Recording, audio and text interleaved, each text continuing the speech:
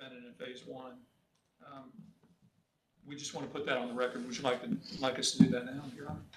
Yeah, I mean, it's on the record and you'll accept to it at the end. And again, it's my goal that you don't feel like you have to interrupt the flow for that to work. So you're going to have time at the end as well. So my goal is for that to end up being preserved at the end of the day. I don't want to gotcha. Yeah, absolutely. All right, anything else from the defense? No, Your Honor. All right, Mr. Fletcher, anything else? No, Your Honor. All right. All right, well then, James, if you'll ask the jurors if they're ready to come out. It's my time to shine. I get to read the jury charges. The most boring and informative part of the trial. And that was my request for admissions. So, and as soon as, if they're ready, then come on out. And as soon as they come out, I'll apologize to them. Apologize for that request. Yeah.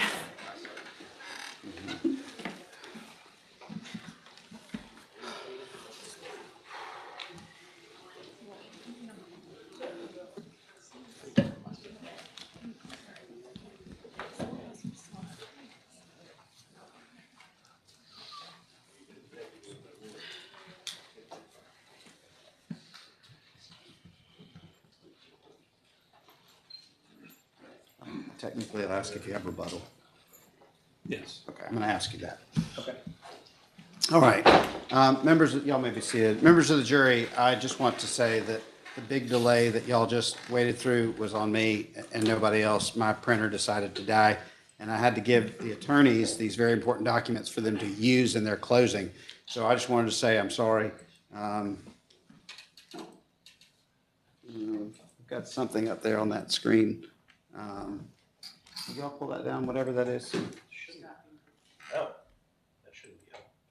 Can you just not share that? Switch to me. Well, I just watched all the jurors' heads go this way. So you all were very informative for me. Thank you very much. Okay, so again, I just wanted to apologize. That delay, I almost took the printer out into the parking lot and hit it with a sledgehammer. So your time is very important. Your time was wasted, and it's nobody's fault but mine, and I'm very sorry about that. Now, with the said, we have as I told you all, the plaintiff presented their case in chief. The defense has presented their case in chief, which means technically the plaintiff has the right for rebuttal at this point. I just want to make certain we're on the record. Does the plaintiff have any rebuttal you wish to present?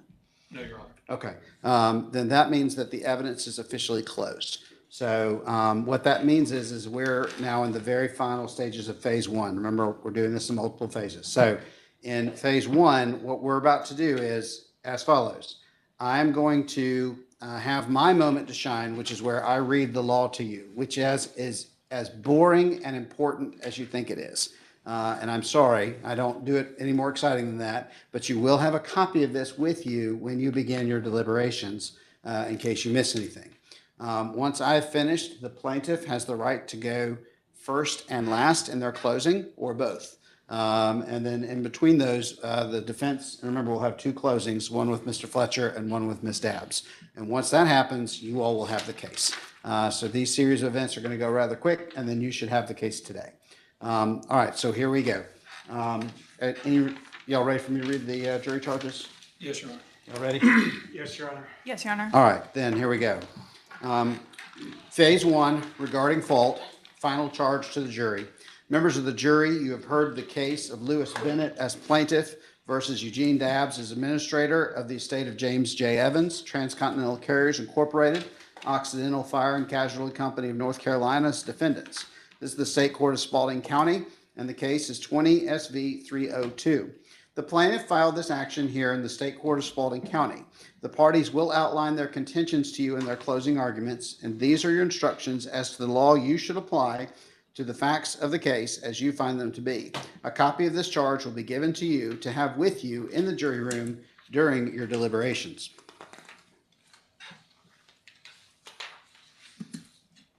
All right, instructions for phase one, fault. As I stated in my preliminary instructions, the Georgia General Assembly recently enacted several changes as to how civil trials such as this one are conducted. One such change is that I am now required to present this case to you in multiple phases. Here in phase one, you have heard evidence related to the question of fault. You must consider this case as a lawsuit between persons of equal worth and equal standing in the community, and between people holding the same or similar positions in life. All people stand equal before the law, and all people are to be dealt with as equals in a court of justice. Business entities such as Transcontinental Carriers Incorporated and Occidental Fire and Casualty Company, North Carolina, are to be regarded as people in this instant. Burden of proof and preponderance of the evidence. The plaintiff must prove every essential part of his claims by preponderance of the evidence. This is sometimes called the burden of proof or the burden of persuasion. A preponderance of the evidence means the amount of evidence that is enough to persuade you that the plaintiff's claim is more likely true than not true. In deciding whether any fact has been proved by preponderance of the evidence, you may consider the testimony of the witnesses, regardless who may have called them, and all the exhibits received in evidence, regardless of who may have produced them. If the proof fails to establish any essential part of the plaintiff's claim by preponderance of the evidence, you must find for the defendants as to that claim. Law, facts, and evidence. Under our legal system, it is my duty as the trial judge to determine the law applicable to this case. It is your duty as the jury to determine the facts of the case. It is also your duty to apply the law to those facts in reaching your verdict. Evidence. Evidence is how any fact that is put into question is established or disproved. Evidence includes all the testimony of the witnesses as well as the exhibits admitted during the trial. Evidence may be either direct or circumstantial or both. In considering evidence, you may use reasoning and common sense to make deductions and reach conclusions. Direct evidence is the testimony of a person who asserts that he or she has actual knowledge of a fact, such as an eyewitness. Circumstantial evidence is proof of a set of acts that tend to prove or disprove another fact by inference. There's no legal difference in the weight you may give either direct or circumstantial evidence. A different way to explain direct and circumstantial evidence is that direct evidence is the testimony of a witness who has seen or heard the facts to which the witness testifies that, if believed, is sufficient to prove or establish those facts. Circumstantial evidence is the testimony of a witness who has seen or heard a set of facts to which the witness testifies. From such set of facts, if believed, you may find that another fact exists, if such other facts are reasonable and believable to you in light of your experience. When circumstantial evidence is relied upon to establish a fact, it must reasonably establish that other fact rather than anything else. Request for admissions. You have heard answers that one or more parties gave in response to written questions the other side has submitted. These questions are called requests for admissions. Before the trial, the parties gave answers in writing, and you must consider that party's answers as though that party gave the answers on the witness stand. Failure to produce evidence. When a party has evidence that rejects or disproves a claim or charge made against the party and they fail to produce it, or having access to more certain and satisfactory evidence, relies on that which is of a weaker or inferior nature, a presumption arises that the charge or claim is well-founded. The presumption may be rebutted, however. Credibility of the witness. Members of the jury, you must determine the credibility of the witnesses. In deciding this, you may consider all the facts and circumstances of the case, including the witness's manner of testifying, their intelligence, their means and opportunity of knowing the facts about which they testify, the nature of the facts about which they testify, the probability or improbability of their testimony, their interest or lack of interest in the outcome of the case, and their personal credibility as you observe it. Witness impeached. To impeach a witness is to show that the witness is unworthy of belief.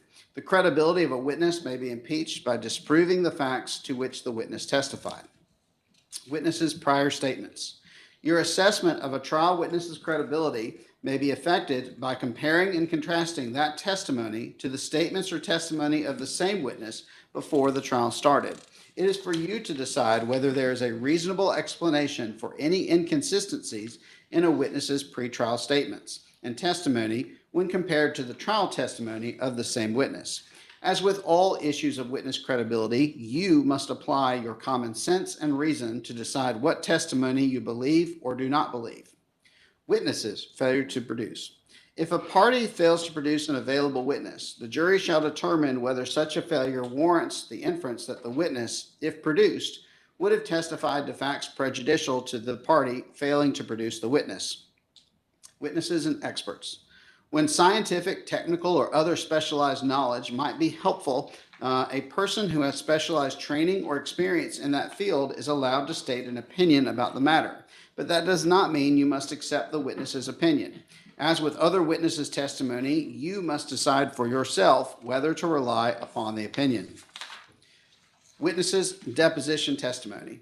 During the trial of this case, certain testimony was presented to you by way of videotaped deposition. A deposition is a witness's sworn testimony that is taken before the trial. During a deposition, the witness is under oath and swears to tell the truth, and the attorneys for each party may ask questions. A court reporter is present, records the questions, and answers. Deposition testimony is entitled to the same consideration as live testimony, and you must judge it in the same way as if the witness was testifying in court. Agency, creation. The relationship of a principal and an agent arises whenever one person, the principal, expressly or implicitly authorizes another, the agent, to act for the principal. In a business entity such as a corporation like Transcontinental Carriers Incorporated is regarded as a person in this instance. Extent of the responsibility of the principal. The principal shall be bound by all acts of an agent that are performed within the scope of the agent's authority. If the agent exceeds the authority given, the principal may not accept part of the agreement and reject the balance. Federal Motor Carrier Regulations definitions. Driver. Driver means any person who operates any commercial motor vehicle. Employee. Employee means any individual other than an employer who is employed by an employer and who, during his or her employment, directly affects commercial motor vehicle safety. Such term includes a driver of a commercial motor vehicle. Employer. Employer means any person engaged in the business affecting interstate commerce who owns or leases a commercial motor vehicle in connection with that business or assigns employees to operate it. Motor carrier. Motor carrier means a for-hire motor carrier or a private motor carrier. The term includes the motor carrier's agents, officers, representatives, as well as employees responsible for hiring and supervising, training, assigning, or dispatching the drivers and employees concerned with the installation, inspection, maintenance of motor vehicles, equipment, and accessories. This definition includes the term employer. Federal Motor Carrier Regulations, motor carrier duties. Whenever a duty is prescribed in the Federal Motor Carrier Regulations for a driver or a prohibition is imposed upon the driver, it shall be the duty of the motor carrier to require observance of such duty or prohibition.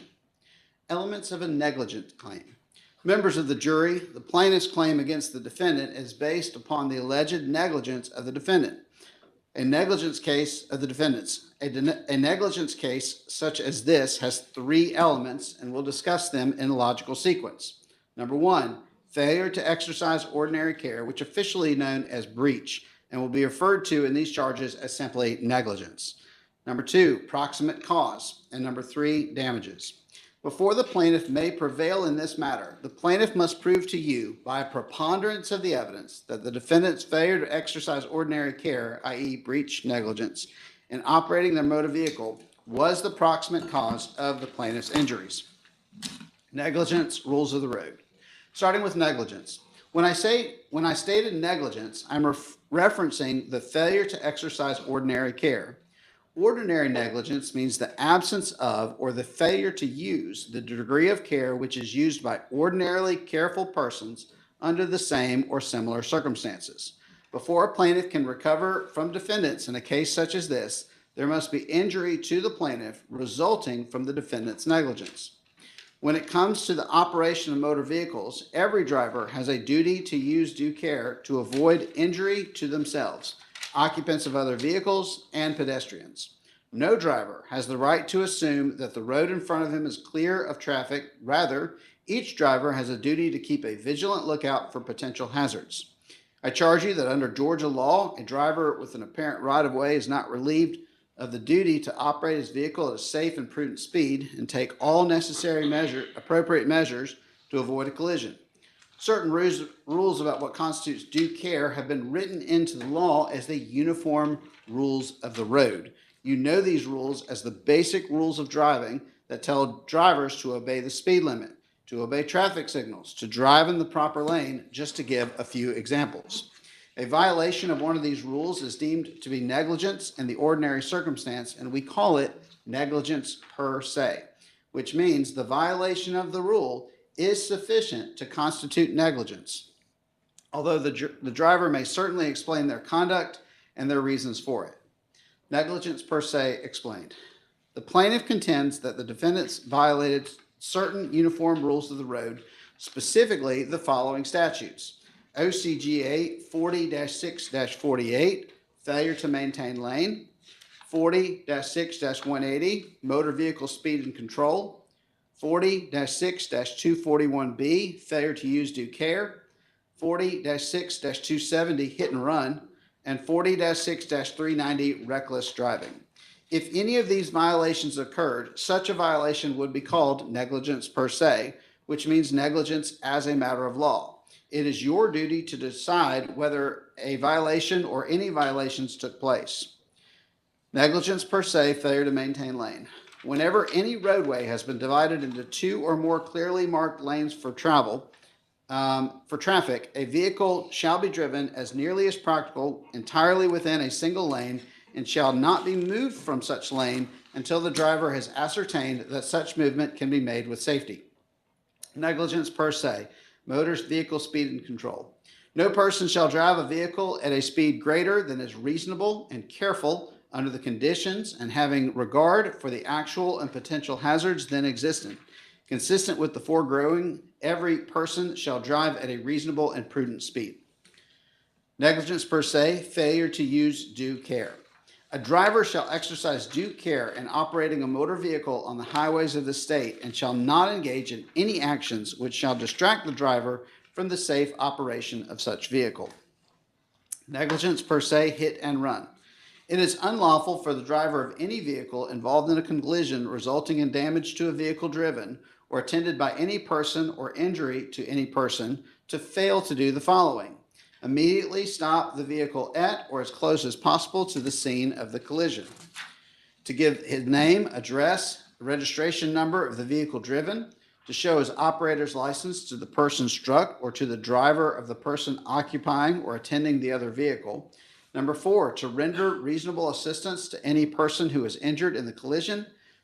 And number 5, in any event, remain at the scene of the collision until fulfilling the requirements I have just set out. Negligence per se, reckless driving. A driver who drives any vehicle with a reckless disregard for the safety of person or property commits the offense of reckless driving. Negligence. One act sufficient. The plaintiff must prove the defendants that the defendants were negligent in one or more ways alleged before recovering. It is not necessary for the plaintiff to prove that the defendants were negligent in every way that the plaintiff claimed. If you find no negligence at all on the part of the defendants, then the case against the defendants ends. Negligence, sudden emergency. One who is confronted with a sudden emergency that was not created by one's own fault and is without sufficient time to determine accurately and with certainty the best thing to be done is not held to the same accuracy of judgment as would be required of that person if they had more time for deliberation.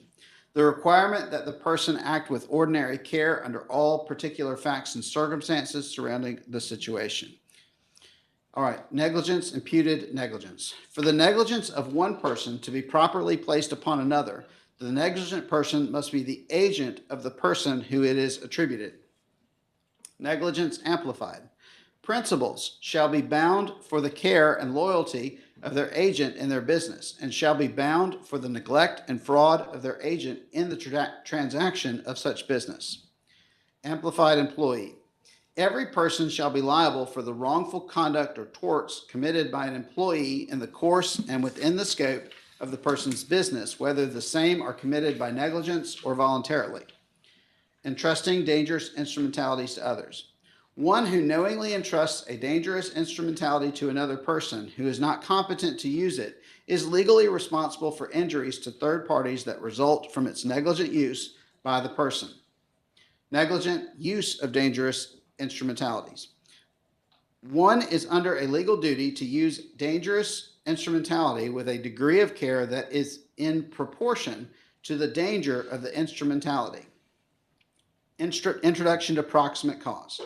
Before the plaintiff may prevail in this matter, the plaintiff must prove to you by preponderance of the evidence that the defendant's failure to exercise ordinary care, breach negligence, in operating their motor vehicle was the proximate cause of the plaintiff's injuries. Now, proximate cause is a common sense concept, but it has a complicated sounding legal definition. Proximate cause means the cause that which in a natural and continuous sequence produces an event, and without which cause such an event would not have occurred.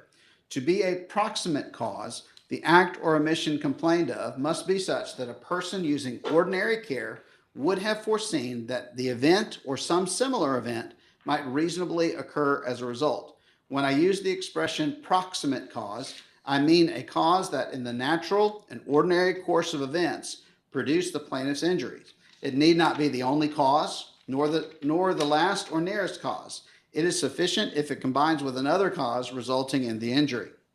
Proximate cause foreseeability.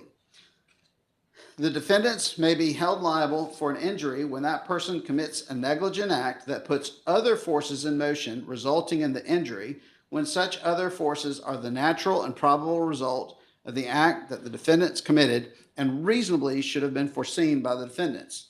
When the injuries could not reasonably have been foreseen as the natural, reasonable, and probable result of the original negligent act, then there can be no recovery. If the chain reaction of events that resulted from the defendant's alleged negligence meets the above test, then the plaintiff may recover. Proximate cause, pre-existing injury, and aggravation. No plaintiff may recover for injuries or disabilities that are not connected with the act or omissions of the defendants in this case. There can be no recovery for a particular plaintiff for any injury or disability that was not proximately caused by the incident in question. If you should find that at the time of the incident, the plaintiff had any physical condition, ailment, or disease that was becoming apparent or was dormant, and if you find that the plaintiff received an injury because of the negligence of the defendants, and that injury resulted in an aggravation of a condition already pending, then the plaintiff could recover for aggravation of the pre-existing condition. Sympathy. Your verdict should be a true verdict based upon your opinion of the evidence according to the laws given to you in this charge. You are not to show favor or sympathy to one party or the other. It is your duty to consider the facts objectively, without favor, affection, or sympathy to either party. In deciding this case, you should not be influenced by sympathy or prejudice for or against either party because of race, creed, color, religion, national origin, sexual preference, local or remote residence, or economic status. Implicit bias. Additionally, do not decide the case based on any implicit biases. Everyone, including me, has feelings, assumptions, perceptions, fears, and stereotypes.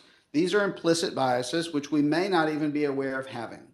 These hidden thoughts can impact what we see and hear, how we remember what we saw and heard, and how we make important decisions. You are making very important decisions in this case and should resist jumping to conclusions based upon personal likes, dislikes, generalizations, gut feelings, prejudices, sympathies, stereotypes, or biases.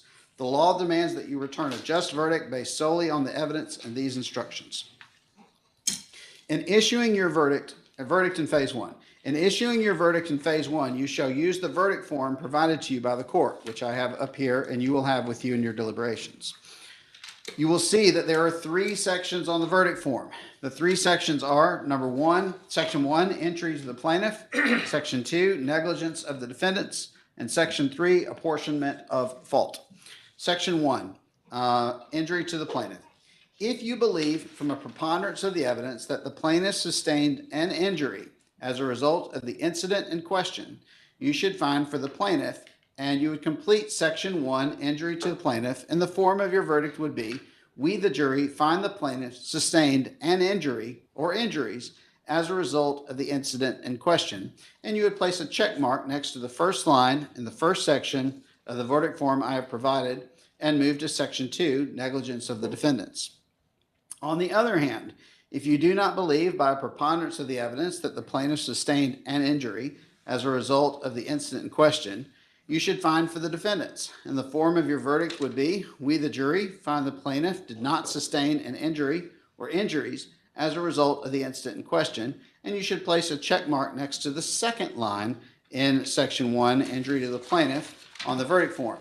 If you have placed a check mark next to the second line in section 1, injury to the plaintiff, and decided that the plaintiff did not sustain any injury as a result of the incident in question, then you have found in favor of the defendants and have completed your responsibilities. You should immediately stop your deliberations, have your foreperson sign and date the verdict form, and notify the bailiffs that you have completed your deliberations and reached a verdict for phase 1. Regarding section 2, negligence of the defendants. Only if you have found on behalf of the plaintiff in section 1, injuries to the plaintiff, place a check mark next to the line in the first section, should you then move to section 2, negligence of defendants. If you believe from a preponderance of the evidence that the injury or injuries sustained by the plaintiff were a result of negligence by one or more defendants, then you would find for the plaintiff and complete section 2, negligence of the defendant, and the form of your verdict will be, we, the jury, find the injury or injuries sustained by the plaintiff were the result of negligence of one or more defendants.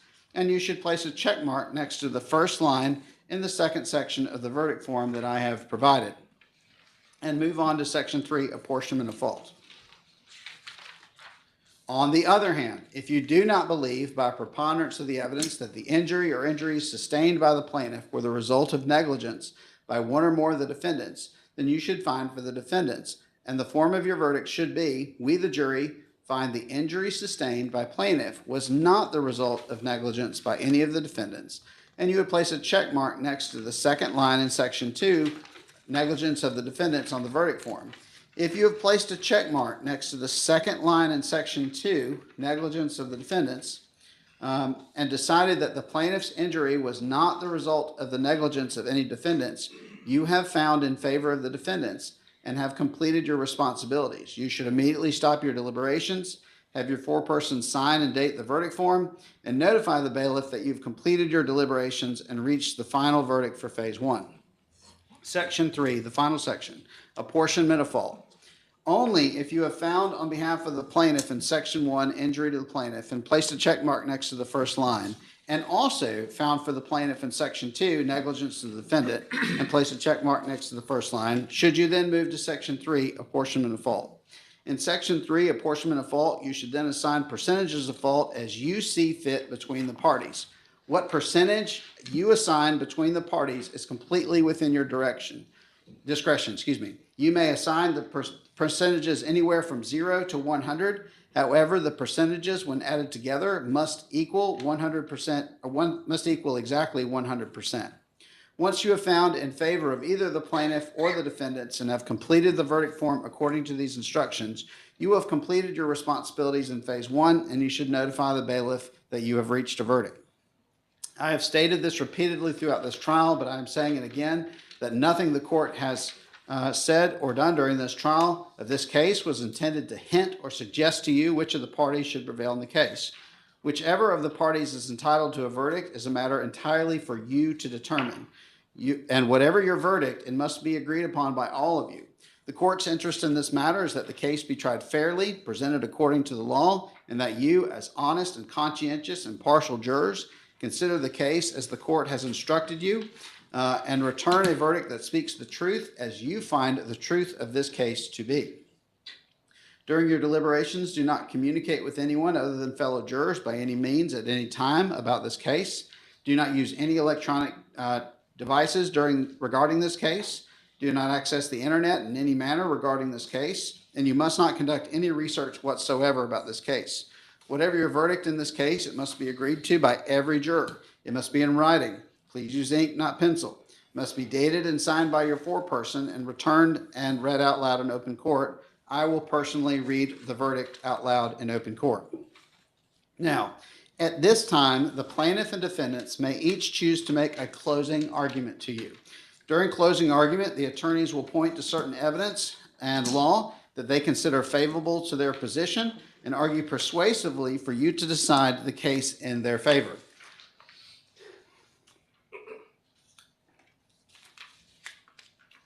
All parties may choose to make a closing argument, and I'll remind you again that closing arguments are not evidence. Georgia law provides that the plaintiff may choose to present a closing argument before or after, or both before and after, the defense's closing argument. Mr. Scholl, will you be presenting for the plaintiff? Yes, Your Honor. Will you go first, last, or both? Both. All right, so the plaintiff is elected to do both of the arguments. So what we'll do is that means we'll end up with 4 presentations. Mr. Scholl will go first for a little bit, and then Mr. Fletcher will go, or Ms. Dabbs. Do y'all have a preference as to who goes second or third? Preferably Mr. Fletcher. We'll go second? We'll go first. We'll go first. Okay, Yeah. so then Mr. Scholl will be first, Mr. Fletcher second, Ms. Dabbs, and then back to Mr. Scholl. And then I'll give you the last couple of words, and then you'll have this case. If anybody needs a break at any time, let me know. Otherwise, I am planning on trying to get a break in here somewhere, depending on the length of closing. I'll keep an eye on that. All right, with that said, good. Or just 2 seconds. What? You need 2 seconds? Yes. Oh, cool. Just to breathe. Oh, sure. Yeah, I read that fast. That was hard on Terry. Okay. All right. All right, that was my moment to shine, but that was really hard on her. So, all right, Mr. Scholl, the closing argument's yours. Thank you, Your Honor. Good afternoon, ladies and gentlemen. On behalf of Mr. Bennett and my co-counsel, Pause. Sorry, Ron, if you have 1 second to fix the text. Sure. It should be reversed. Do y'all need anything? We're off record here. Y'all, there you go. It says no connected.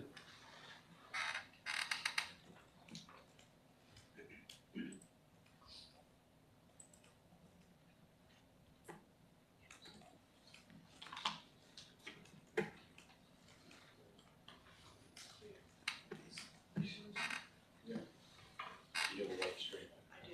Yeah, we're trying to get used to All right, I'm gonna try to put something back up to y'all. it. It's on now. We're good. All right, white screen's all, it's all synced up. Floor's yours. all right, thank you, Your Honor. Good afternoon, ladies and gentlemen. On behalf of Mr. Bennett and my co-counsel, Scott Myers, I really want to thank you for your service in this phase 1. You've been very attentive, you've been on time, you've been awake, and that doesn't always happen. So we really do appreciate that. Now, the judge has given you instructions on the law, and these are the rules for which you decide, the rules for which you will decide this case. And in a few moments, when you go back to the jury room, you'll have 3 jobs. Your first job will be to read and understand the instructions. Your second will be to make sure you and your fellow jurors follow those instructions. And your third will be to compare the facts of the case, the evidence in the case, to those instructions in coming up with your verdict. Over the next few minutes, I'd like to go over some ways to do that. So let's look at the evidence in the context of the instructions. Now, one of the first things the judge talked to you about was the burden of proof. How much does the plaintiff, what amount of proof does the plaintiff need to show in order to win your verdict? That amount is called the burden of proof. Now, in a criminal case, the burden of proof is beyond a reasonable doubt. That's the criminal burden of proof for punishing criminals. This is a civil case, and the burden of proof is different. Here, the burden of proof is preponderance of the evidence. Now, that's a legal sounding term, and it is. All it means is we need to show something is more likely true than not. So in graphic terms, that is the scales of justice. The plaintiff shows 51%, and even if there's 49% on the other side, the plaintiff wins that issue. Okay, so it's less of an abstract concept than beyond reasonable doubt. It's more of a math concept. So you just weigh the evidence. So in a football analogy, we don't have to score a touchdown. We just have to get past midfield, and we win on that issue. Now, this is a burden we feel we've met on every relevant issue for this phase of the trial. And so we'd like to go over those issues with you and show you that. The two main issues in this case are fault for the wreck and what caused the bruise on Mr. Bennett's spinal cord. Now, we have a medically disqualified driver. He's misrepresented his medical status on forms, federal forms.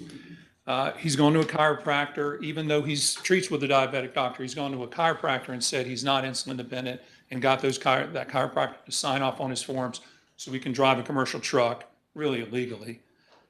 He's not taken insulin for 2 days. He's disappeared.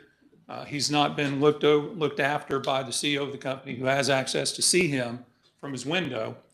And this is all done at the start of the 4th of July holiday on 75. And the defense position that he's not at fault for whatever he did on the road. Now, we've got 3 main claims of negligence, and I want to go over those with you. Now, there's other claims in the instructions that the judge talked to you about. There's other rules of the road, but these are the 3 we're focused on. I think he's, reckless driving, things like that. He's done, but let's just look at failure to maintain a lane. That's all we need to prove. And it's important to know, we only have to prove one of these. We only have to prove one of these to win the case on negligence. So the failure to maintain a lane, we have the 911 calls. We looked at those at the first part. Let's just sort of summarize those again. Swerving from one side of the lane to the next, onto the median, into the emergency lane, all over the road. Looks like he's drunk. Go to the second one. All of those talk about him going to the shoulder, to the median, weaving back and forth.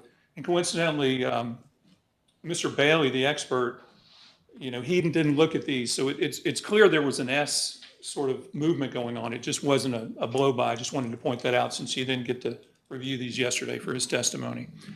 So we've got Mr. Bennett's talked about him failing to maintain a lane. We've got the 8 eyewitnesses in the 911 calls, 3 police officers who got him over to the side. He could not maintain a lane when he was there.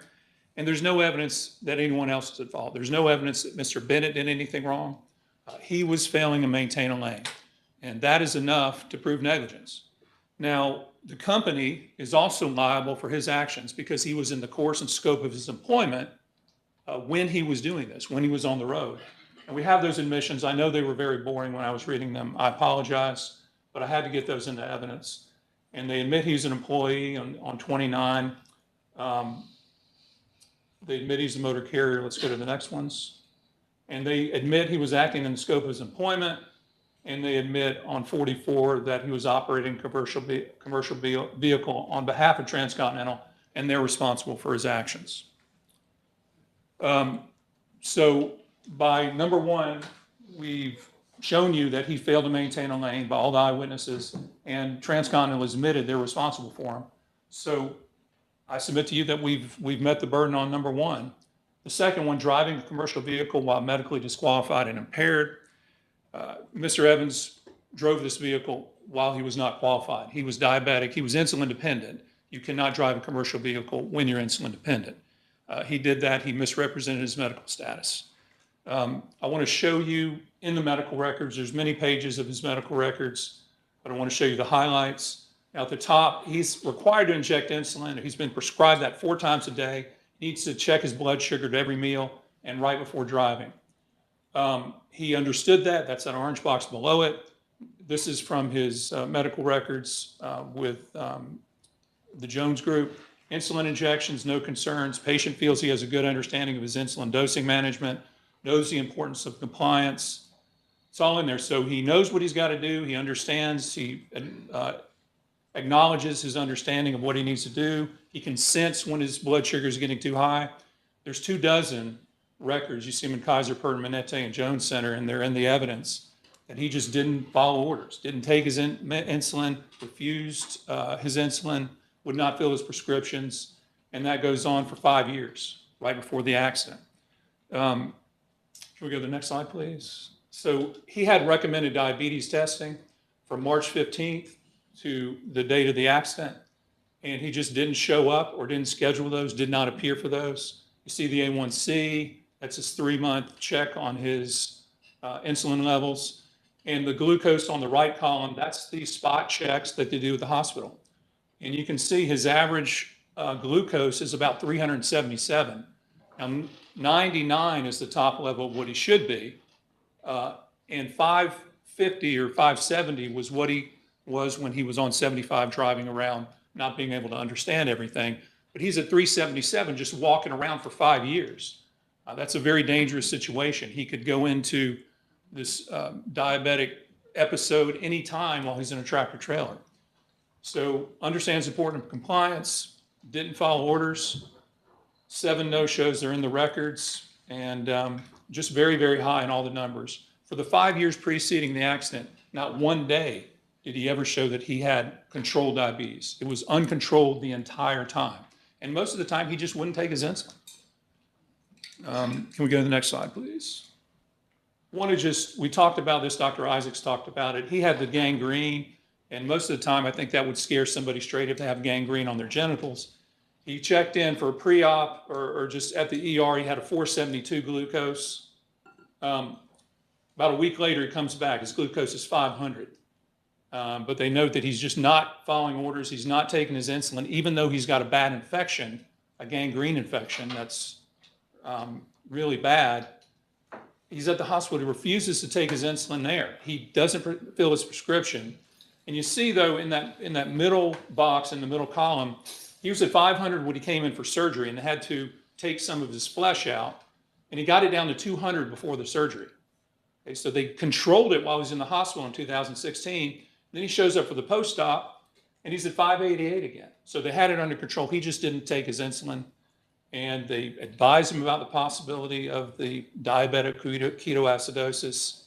He refused transfer to an acute care center. They were ready to put him in the hospital. We came back for the post-op and just left, just signed off. And there's no indication that he signed off and got in an Uber or got someone to take him. He just got in his car, the 588.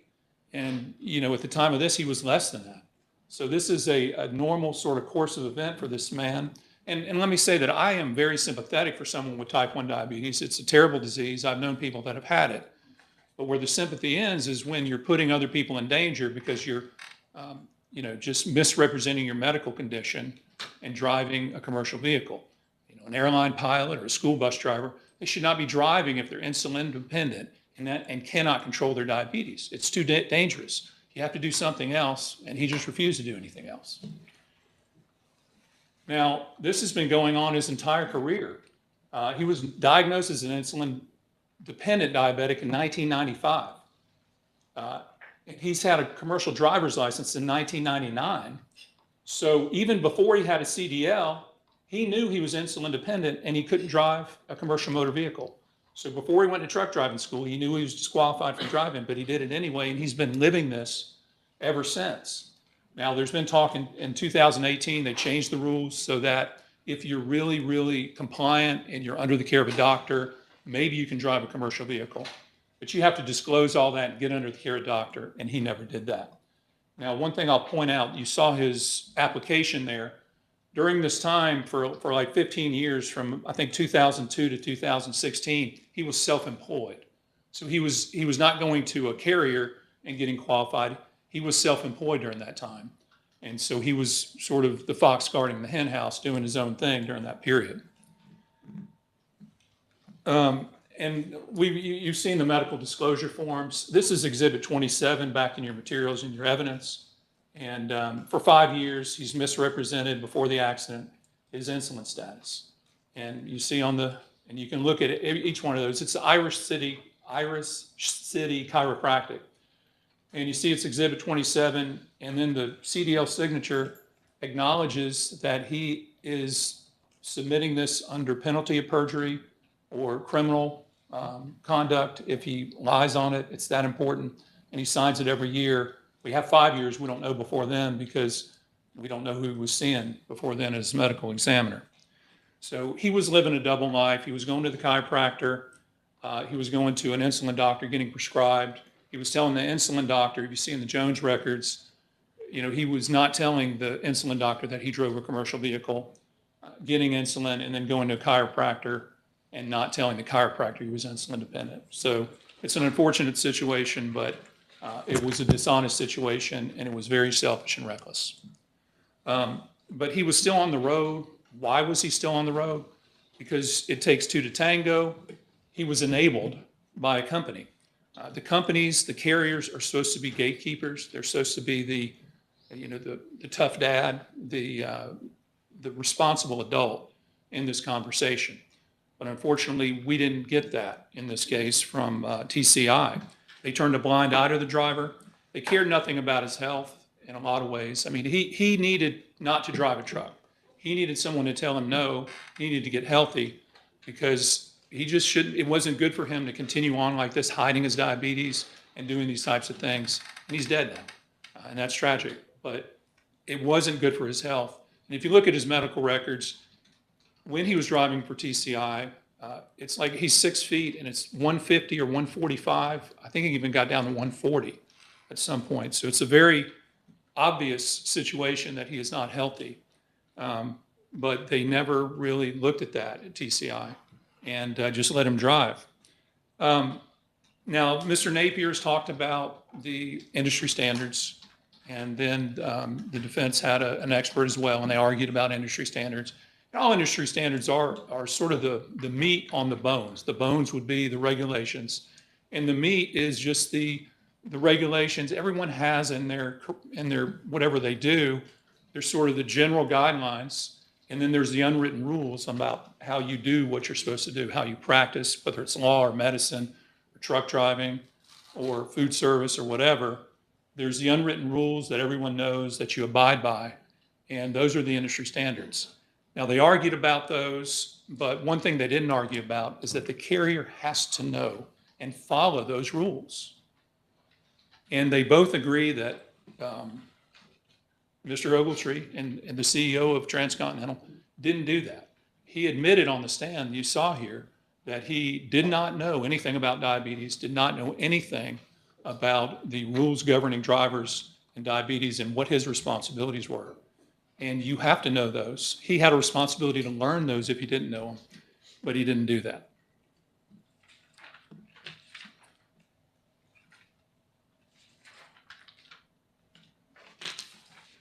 Go ahead and play that clip, please. Oh, I'm sorry. And here's some admissions. We read these as well. And these are just Transcontinental admitting that they did no investigation into Mr. Evans, which I think they pretty much admitted on the stand. We don't have to read all those, but they're in evidence. And this, just, are you aware, how much information do you have or know about diabetes, that disease? I don't know anything about it. Okay, okay. And do you have any information to suggest, or are you aware of any regulation under the Federal Motor Carrier Safety Administration that prohibits someone who has a diagnosis of diabetes from operating a motor vehicle? No. Right, and that's his own lawyer asking him those questions in his deposition.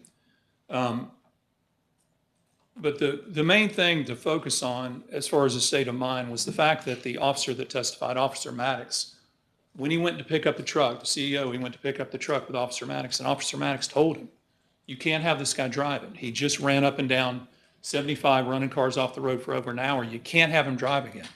You got to take him off the road. And he just put him back on the road at that point with no restrictions, with no testing, with nothing. He just put him back out on the road, and then he got in another accident before he was fired. And that's just really, really reckless behavior. So one thing I want to be clear about as we move to number 2 is in the instructions, there's some question about whether Mr. Bennett was contacted by the TCI driver. Oh, I'm sorry, this is what the CEO driver is talking about, that he just needed a medical card, something to check the box, something in the file, and then it didn't matter. He could just put him out on the road from then on. Okay, now back to the contact between the vehicles. You'll have an instruction, and you can read that, but the bottom line is that there doesn't need to be contact between the vehicles for there to be negligence. We talked about this, I think I brought it up in jury selection when I asked if anyone believed that if a car went into another driver's lane and that driver swerved and missed and hit a tree, who thinks the car that went into the lane wouldn't be responsible? And I don't think anyone raised their hand. So that's the same concept. There doesn't have to be contact between the vehicles. Mr. Bennett saw a dent on his door. There wasn't really strong contact between the vehicles, but it really doesn't matter. So we ask you to go through the inventory of evidence on negligence and make the decision. And again, we only have to prove one of these, and we can prove all of them as we've laid out. So the second question is, what caused the spinal cord bruise on Mr. Bennett's anatomy? There it is. It's right there. We can't hide it. You see that between C3 and C4, there's sort of an arrow. That's the herniated disc hitting that. And you see the center part, that central cord. The center part of that cord has that white damaged area. The symptomology started right after the accident. And I understand it doesn't fit our traditional understanding, as we said, about diving into a pool. But as the doctors explained, this is an incomplete injury. And, it's a bruise. And we all know if we get a bruise and it hits, it's not black and blue right away, if it's not too serious. But there's maybe a bump, and over the next few days and weeks, it develops. And it's the same thing on the spinal cord, except the spinal cord doesn't heal. It's dead tissue. And that's unfortunately what happened to Mr. Bennett. It's an acute injury. The doctors have been very clear about this from his ER record. Acute disc herniation, acute cord syndrome, acute urinary retention. Acute means it just happened. It's not a chronic condition. All right. And there was talk with their expert, Dr. Frankel, who said, no, you have to be paralyzed right away and then you'll get better over time.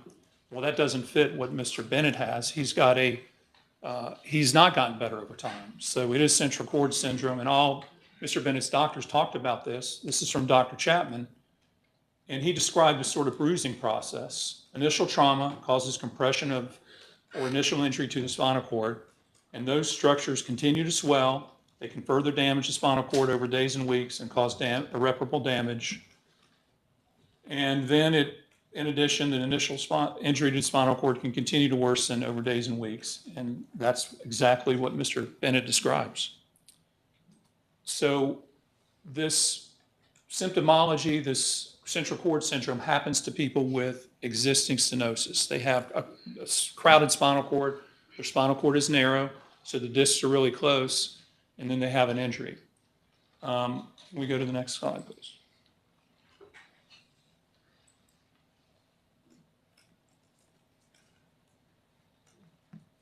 And this is the animation that all three of Mr. Bennett's treating physicians testified to.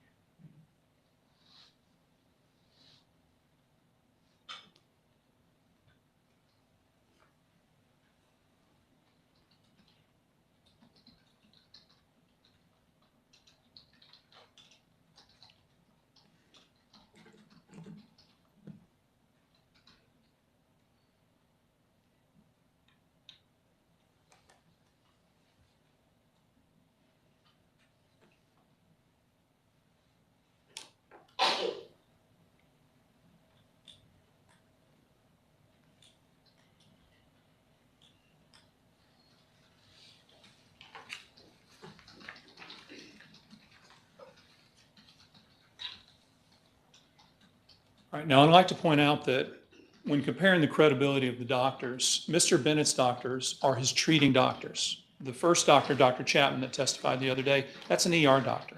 Mr. Bennett went to the ER. They did a surgery on him. He testified that he wasn't getting paid anything. He was just showing up. I had subpoenaed him. You saw that in his notes. And he just wanted to testify, or was required to testify. He didn't get paid anything, even for the deposition, and got nothing for reviewing all this. And just saw Mr. Bennett by chance. So his testimony is very credible compared to Mr. Frankel, Dr. Frankel, who's getting paid $60,000 to give the opposite opinion by relying on Mr. Chapman's records. Now, as well, Dr. Maloon and Dr. Bendix were also treating physicians. They were treating Mr. Bennett. They worked on him. Mr. Frankel did not. Mr. Frankel just looked at the records and charged $60,000 and came up with the opposite opinion.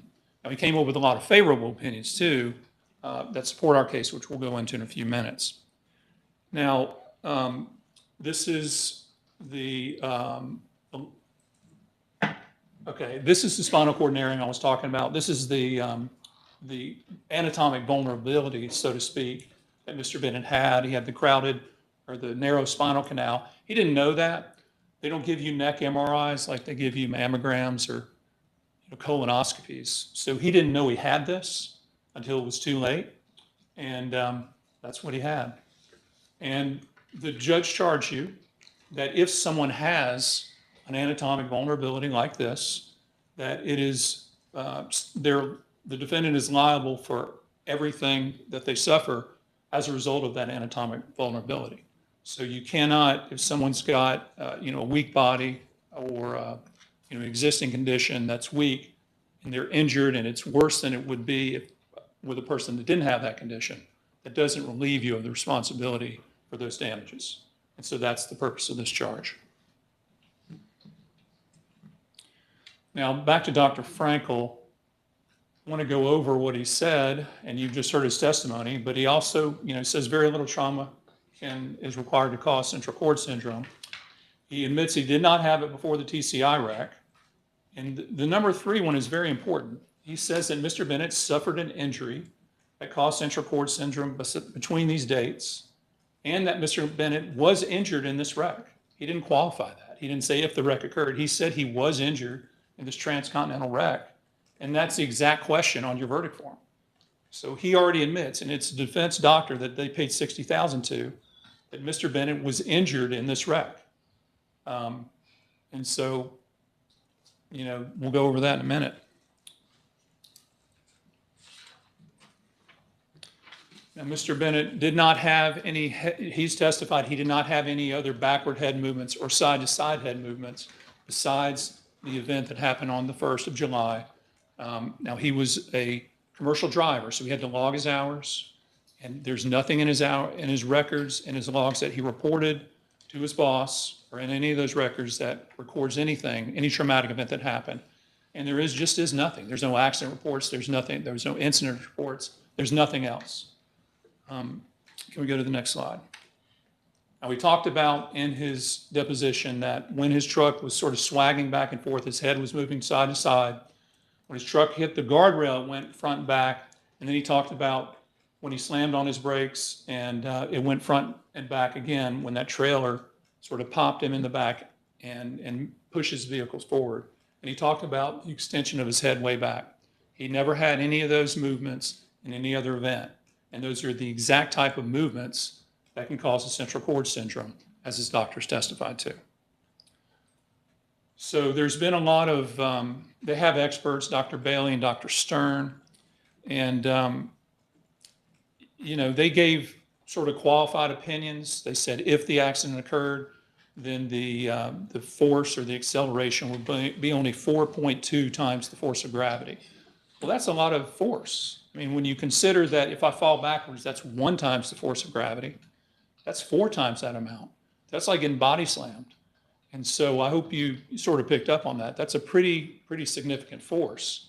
Now, the defendant's own doctor says a trivial force can cause this injury. And so I think even if the defense experts admit that Mr. Bennett suffered a pretty substantial force in this accident, that helps prove that the accident caused this injury. With these experts, you don't have to accept their opinions. You're not required to accept the testimony of any expert, of any witness, expert or otherwise. And you can just disregard it completely in this case, and we ask you to do that for the 3 experts that they put up. I mean, they were paid just between those 3 experts that they had in the last couple of days, about $120,000. And, that's a lot of money when you compare them to Mr. Bennett's treating doctors who are paid nothing. I submit to you that's more credible evidence. So the verdict form. Okay, just so Dr. Frankel is on one side, but he's also on the second side. This is sort of a graphical representation of the medical evidence you've seen. So with regard to the second question, the TCI driver caused Mr. Bennett's spinal cord bruise. So we have that. Now, with respect to the verdict form, is that the next one? Yeah. So we ask you in number 1 to select the first one find the jury sustain, we, the jury, find plaintiff sustained an injury or injuries as a result of the incident in question. Consider that evidence. I think it proves that. And number two, we, the jury, can go down to the next to the last box. We, the jury, find the injury or injuries sustained by the plaintiff were the result of negligence by one or more defendants. So we ask you to check the top box under number one and number two, and return those to the bailiff. Now, there is one other section, apportionment of fault. We really don't care how you apportion fault between the two defendants. It can be 50-50, but we ask that you fill that out as well and sign it. All right, so we've covered a lot. In closing, what I'd like to say is that the defense has made sort of claims that Mr. Bennett is making up the collision, that he's making up his injury, and that the event, some other injurious event happened later on that he's not telling us about, and they really don't know nothing about, but it's there. And they're masking it in legal phrases, but they're really saying my client, Mr. Bennett, is a liar, and that he's committing fraud and insurance fraud and wreck fraud and everything else. And they're allowed to do that. They're allowed to claim he's running some kind of scam against the defendants and Occidental Insurance Company. But I wish they'd come right out and say it and go into detail what they think happened instead of just sort of hinting at it here and there. But one thing I'd like to say with regard to that is we'd like you to ask some questions. And it's okay to explore. You can explore any of those topics. But we'd like you to ask some questions when you're exploring those topics, to put those into context and to really make them scrutinized as to whether they're true or not. And the three questions we'd like you to ask are, if Mr. Bennett is committing fraud, then why didn't he claim an injury at the scene? If he had this pre-existing condition, the central cord syndrome, and he wanted to get money on it, why didn't he, at the scene, after this accident, claim he had an injury? Why didn't he go by ambulance at that point? That doesn't make any sense that he would not claim an injury. So ask that question. If he was hurt after this event and this happened before it, how would he know at the time of this event when he's allegedly falsely slamming into a wall? How is he going to know that he's going to be injured in the future? So why wouldn't he claim an injury at the scene if he's doing something dishonest, if he's trying to cheat somebody? It doesn't make sense. The second question is who else is involved? The defendants claim that maybe the DOT has screwed them. Sparkplug Repair in Randleman, North Carolina, who sent the original estimate, that's fake. It talks about the bumper and everything else that needs to be repaired. That's not real. Maybe Mr. Bennett's boss screwed him. Mr. Bennett screwed him. Maybe the officer did when he wrote down that functional damage when he inspected Mr. Bennett's vehicle after the accident. You know, all that. Who else is involved? What is the scope of this dishonest activity if they're going to claim there's dishonest activity? And then number three, if Mr. Bennett was not hurt by the TCI driver, then what caused the bruise on his spinal cord? He's got a bruise on his spinal cord, and it's permanent. And this is the spinal cord may be the most protected organ in the entire body. I mean, there's these big, thick vertebrae around it, and all these discs, and all the flesh and the skin. There's no evidence in any of his medical records about bruising or cutting or anything like that. There's no fracture to any of his vertebrae. It's the interior of the inside of his spinal canal that caused this. And none of the other surrounding tissue is relevant at all. None of that is injury. So if it wasn't a movement injury, then how did that area specifically get damaged? And the defendants can't come up with anything. They can just speculate. Now, you have been, from the first time we came in here for jury selection, you've been told, look at the evidence before you. This is evidence outside the scope of this trial. And the defendants are asking you to consider evidence outside the scope of this trial in finding that Mr. Bennett was not injured. And I hope you consider that. Now, I'm going to let the defendants talk, let them present their closing argument, and then I'm going to get up and rebut the points that they made. And I appreciate your time, and I'll be back to see you. All right, we're going to take a very quick break. This is just as long as it takes for everybody to step back to the restroom, and we're going to pivot into Mr. Fletcher, Ms. Dabbs, Mr. Scholl. We're going to try to finish those three up in one grouping when y'all get back. So don't talk about the case or do anything I've previously told you not to do. Very quick break. Everybody knock as soon as you're ready.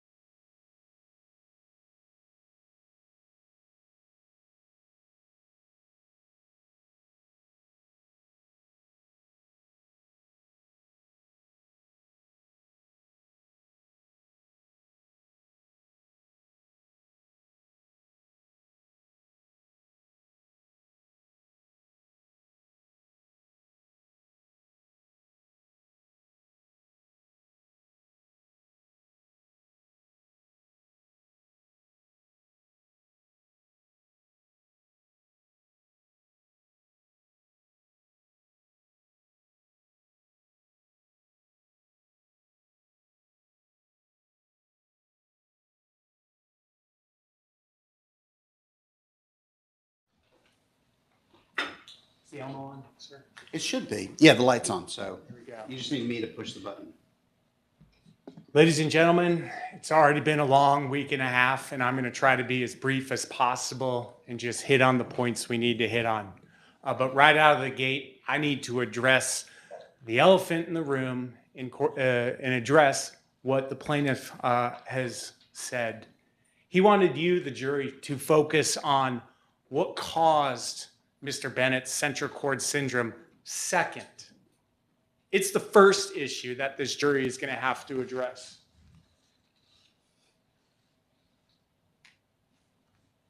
Injury to plaintiff. That's the first thing you guys are going to look at on the verdict form. That's the first and only thing you look at. And based upon your answer, which I will kind of guide you along in how we think you should fill it out, that is what you will address first. Because if you conclude that plaintiff's contended injury, his central cord syndrome, was not caused by what may have occurred on July 1st, 2020, if that is your conclusion, the case ends. And your verdict would be for my client, Brandon Ogletree, Transcontinental Carriers. That is what the law says, and that fulfills your oath. And that would be your final verdict. So what is the most important question or questions that you have to ask that you will deliberate back in that room? What really happened? This is an issue about fraud. The defendants aren't standing here claiming that Mr. Bennett doesn't have central cord syndrome. You're good. Technology need to be fixed. You may keep going. Yeah, it might.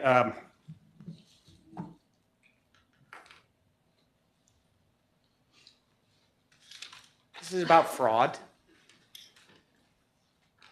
This is about what happened.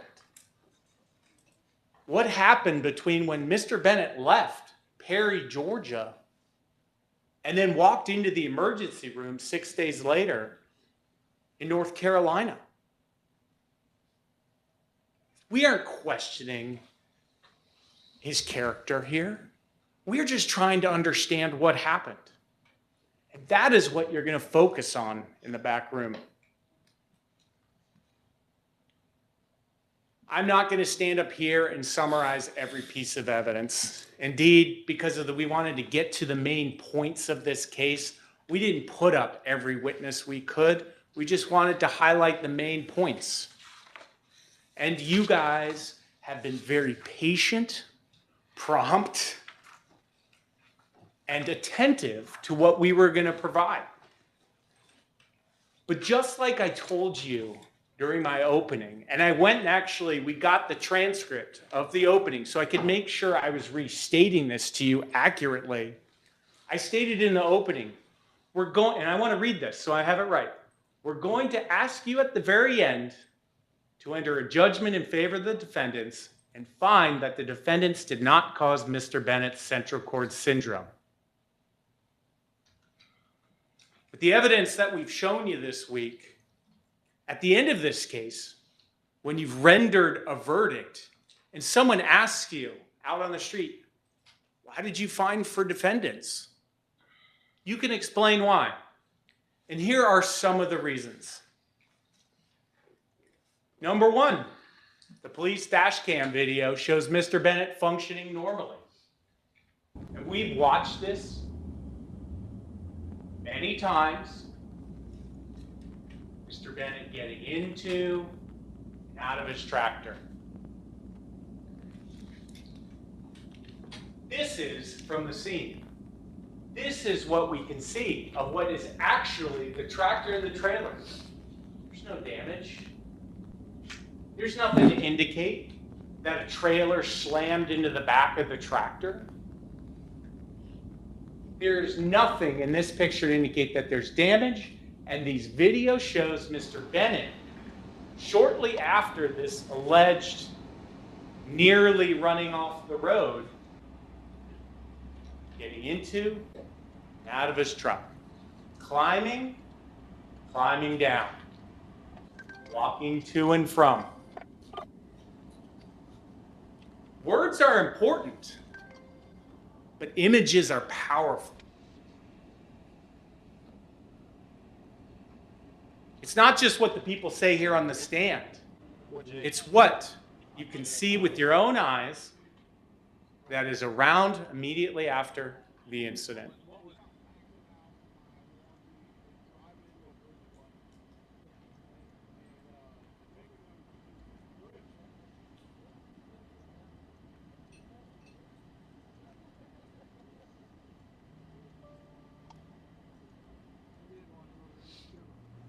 Yeah, it's gotta give me paperwork.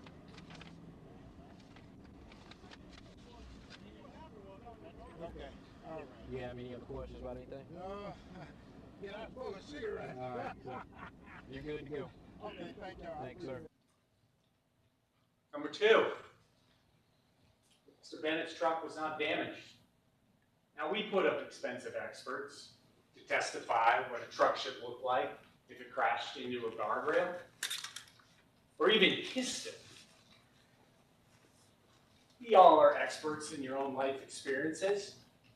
We've all pulled into that parking space, or someone's pulled into the parking space and scraped our car. That's just a slow speed scrape in a parking lot. As Mr. Bennett testified, he not only hit the guardrail once, he hit the guardrail twice, violently, and slowing him down. And this is the damage? These are the questions, not for us to raise that Mr. Bennett's committing fraud. Did this accident cause his central cord syndrome? And it's interesting, this was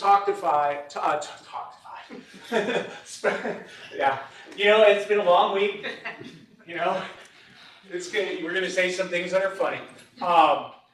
This was spoken about by Mr. Bennett. His own witness statement, he identifies this as his truck is number 6. He knows this is his truck is number 6. But look right next to trucks. No damage to trailer. We heard testimony that there was a slamming in the back of the trailer into the truck. We don't believe it happened, but if it did, and the only way that we've heard about this, and the only person who can speak to it, about it happening of this trailer hitting the back of the tractor, is Mr. Bennett. And I will talk more about that, but there's no damage to the trailer. Number 3, Officer Maddox. When I walked him through the accident report, he explained to everybody, being a former officer who's investigated accidents, what does 0 mean in injury? Nothing. There was no injury to Mr. Bennett. Now, Officer Maddox, on cross-examination, he also said, a gentleman came up fitting the description of Mr. Bennett. He didn't tell me he was injured. He didn't tell me personally he was run into a guardrail. It's from Officer Maddox, who was there investigating the scene. Number 4, right after being cleared to leave from the scene, after being there for 3 hours, according to his own testimony, allowing the adrenaline to flow out, as he so claimed that he had, he went on his way driving. And he drove, despite the route supposed to go from Florida through Georgia to Wilmington, from Perry, he goes back to Brunswick? I mean, we don't have an explanation for that. It just is what it is. But it raises questions. What happened after he left Perry? If he has a head and a body that's like a bobblehead, and it can be so easily have been, his central cord syndrome could be caused by anything, Does it make sense that he drives for, and my poor eyes, I can't even see that, 3 hours, 8 minutes to Brunswick? Could have happened there. We'll never know. The only person we can rely upon who's talking about the symptoms and when this starts is Mr. Bennett.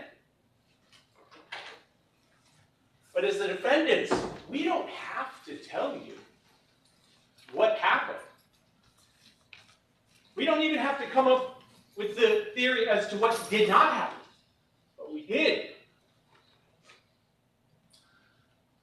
Continuing along, he then drove to Wilmington, North Carolina the next day. And I know you guys are remembering this testimony and you're looking at this. It's a little odd. Because that intuitively is what we would all think was the route you would take from Brunswick to Wilmington, North Carolina. You head up 95. But in cross-examination, Mr. Bennett goes up to I-16, takes I-16 to 75, goes into Atlanta, for whatever reason, we'll never know. Goes around Atlanta, up 85, through Charlotte, and come back down to Wilmington. 11 hours and 54 minutes of driving. Again, we will never know what happened because the only person who can tell us what happened is Mr. Bennett. We'll never figure it out, but it's this time. And we're not accusing him of fraud. We just will never know what happened. Number 6, Mr. Evans was qualified to drive. Enforcing the regulations, he had the CDL, he had the MVR, and he had the most important thing, the medical certificate or the medical card.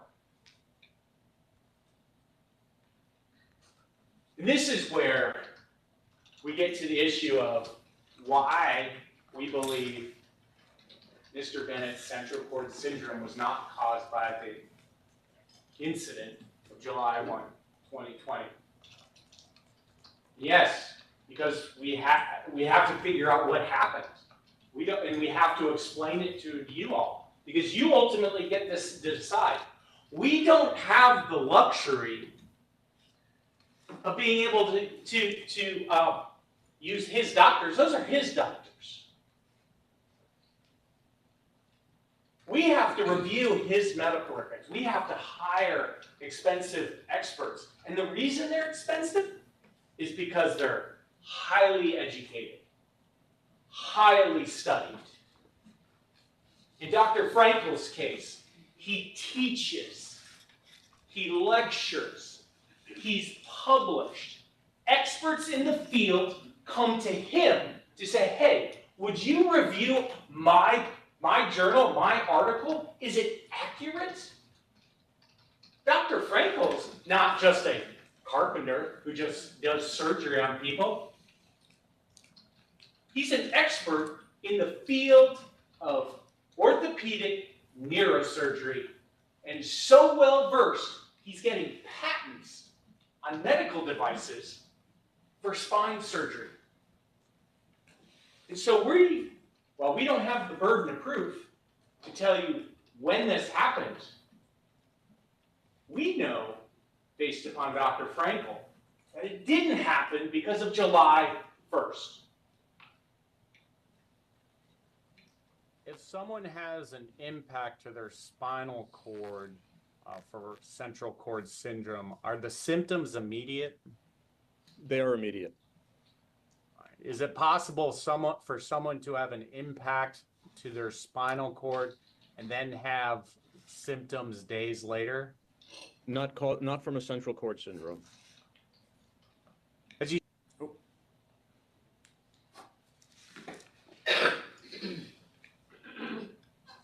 Forgive me.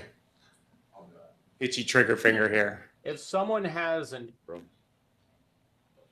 as you sit here today, what opinion or opinions are you going to offer to the jury? The accident from July 1st, 2020 did not cause his central cord syndrome, Mr. Bennett's central cord syndrome. Okay, and what specifically do you rely on to form that opinion? I think the critical thing is that videotape showing him getting in and out of his truck, where he's moving, he's able to climb up, he's able to climb down, he's able to pull himself up. He does not have a central cord syndrome. Images matter. The video, we are lucky we have that video. And an expert in central cord syndrome with his curriculum vitae and background and experience in teaching and lecturing and the study of his craft of spine surgeries. Dr. Frankel was the only one who looked at the video. The only one. Now, this is just lawyering, but plaintiff's attorneys just ask passive questions to his own doctors. If there was a video out there that showed he was able to get in and out of his truck, would that have any bearing on your testimony? Obviously, they say no to protect their testimony, but they didn't look at the video, did they? There might have been something they saw in that and they're like, after I reviewed that, I changed my mind. Yes, but we're never going to know that. Why didn't plaintiff's counsel show that to them? He could have easily done it. He showed everybody the animation. Mr. Bennett. We even had a fight about a medical narrative getting into evidence because they were trying to just after the fact get the doctor to admit that he saw this narrative. Never saw the video.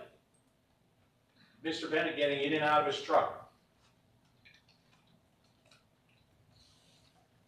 And this goes again, we don't think Mr. Bennett's committing fraud here.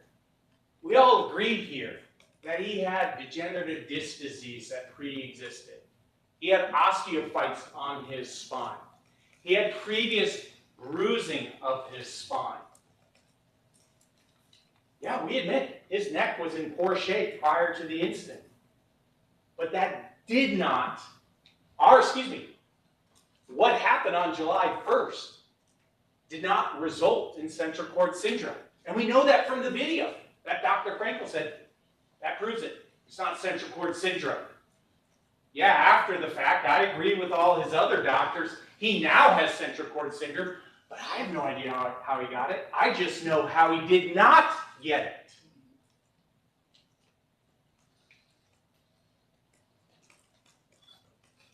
So after he leaves Perry, after the alleged running into the guardrail, you have a gentleman who's able to quickly jump down out of his truck, walk around, assess the damage. This is according to Mr. Bennett, and you have to judge his credibility. But according to Mr. Bennett, he says he gets down in the truck, sees a bumper, fixes it in under 2 minutes to make it look, NASCAR would be jealous for the type of pit crew repair that was done there. But then we also see he's able to climb in and out of the truck 9 times after this incident of a spinal cord injury. And then he drives for nearly 900 miles. And in that picture right after the incident, you guys recall the video of him driving and holding his phone. But he drives. This is how experts like Dr. Frankel, reviewing the medical records and hearing the testimony and looking at the video, can make the opinion that this incident did not cause the central cord syndrome. It had to be something else that impacted him with his delicate neck at that time. But it wasn't July 1st. Now, you all just heard about the burden of proof and how it's kind of a lighter standard than in criminal cases. It's not. It's very difficult still. They have to prove that the scale moves in their favor. But if you view the evidence that the scale slightly goes in the defense's side. You must find for the defense. If you find that it's like, wow, both sides put on great cases. You know, and I commend plaintiffs' counsel. They're very good attorneys, and they put on a very good case as well. If you feel the evidence is the same, you have to find for the defendants. And if you're waffling, oh man, at the beginning of the case, I was this way, end of the case, I'm this way. If you're waffling, you find for defendants. And I didn't want to say that it was just as stringent as, you know, a criminal case, but plaintiffs oversimplified it. Yes, you know, it has to tilt in their favor to win, but it's in the air.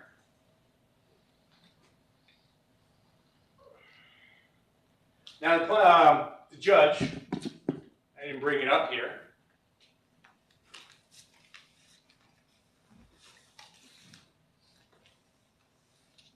Talked about proximate cause. And he read it to you. Put it up here. But I think it's powerful to see what the judge was actually reading from. Not a PowerPoint slide for the counsel.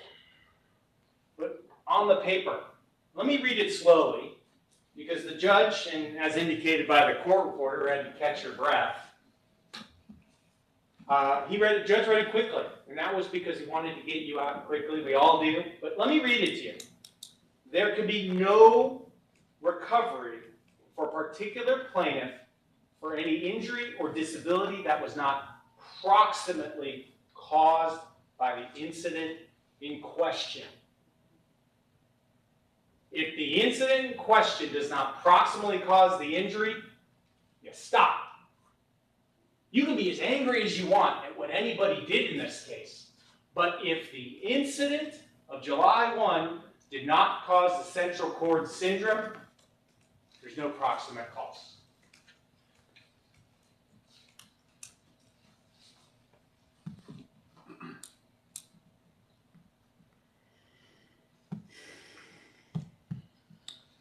We already talked about the important Georgia law. We talked about the burden of proof. I talked about how my client doesn't have to prove what was the other alternatives that caused Mr. Bennett's central cord syndrome. He doesn't even, and like I said, he doesn't even have to say what did not cause. That's not even required by the law, but we've exceeded that. We have put forth the evidence and the testimony and the video to demonstrate what did not cause it. And we believe we have proved sufficiently that what happened on July 1st did not cause Mr. Bennett's central cord syndrome. The evidence here does not support plaintiff's contention of central cord syndrome. And this raises the next question. The engineering science tells us that the kissing and hugging that was kind of soft-pedaled and opening by counsel do not involve forces sufficient to cause plaintiff a backwards neck extension.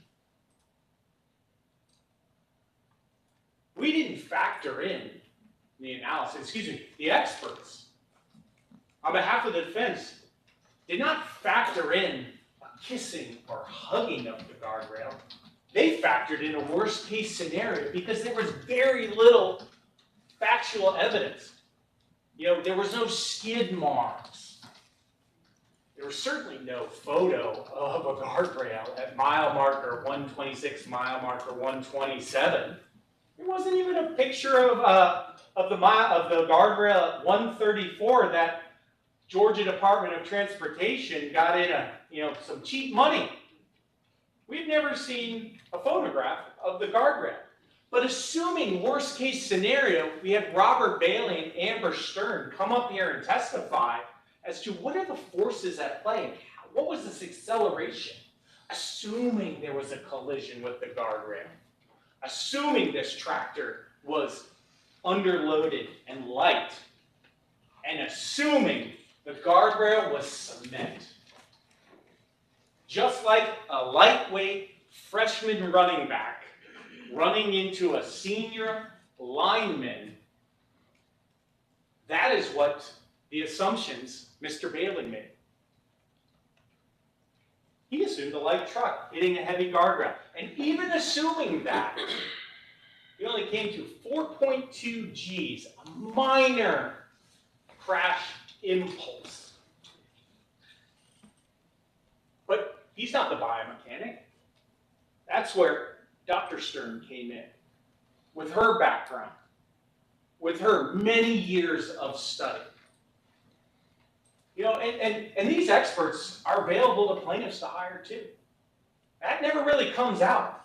It's not like if someone walks up to their office, hey, we're here on behalf of the plaintiff, and they're, no, go away. No, they can be hired.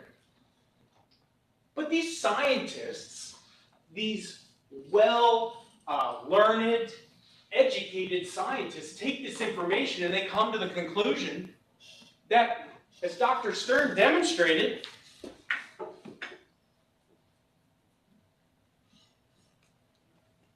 I mean, if you're a bobblehead doll, maybe you can kind of see its head, you know, doing this. But come on, we're just doing this. Coming back. And then there's this argument of the head snapping back. Where's the headrest? Where's the headrest in all this? The engineering science does not show us that there was an extension of the neck backwards. It just doesn't.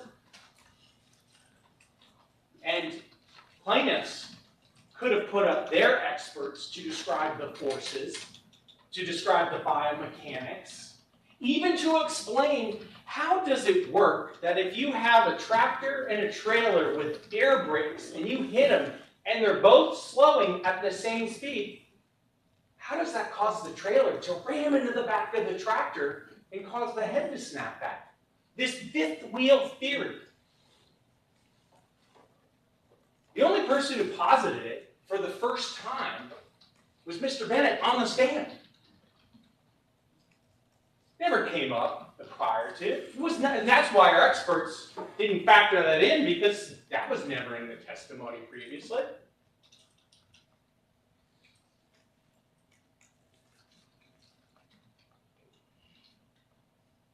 Even plaintiff's own doctors. And let me compare. Dr. Frankel, professor, neurosurgeon, published, expert. Other people come to him for experts. ER doc just casually says, you know, he even says it's from the extension of the head and neck backwards. Plaintiff later gets them to go on and say that, oh, it could just happen from a little bit of the side. But he admitted it's primarily from the head going backwards. Then you have Dr. Bendix. He too supports how central cord syndrome occurs, head snapping backwards. But if you listen really closely to his testimony, he talks about the physical limitations of why it doesn't happen when you're going side to side. Rarely does it go out the sides just because the anatomy really doesn't permit it to go sideways. The anatomy.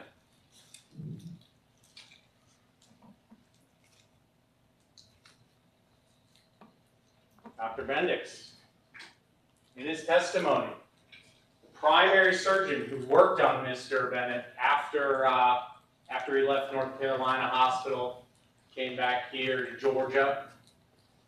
Dr. Bendix, he never gave this theory of the side to side.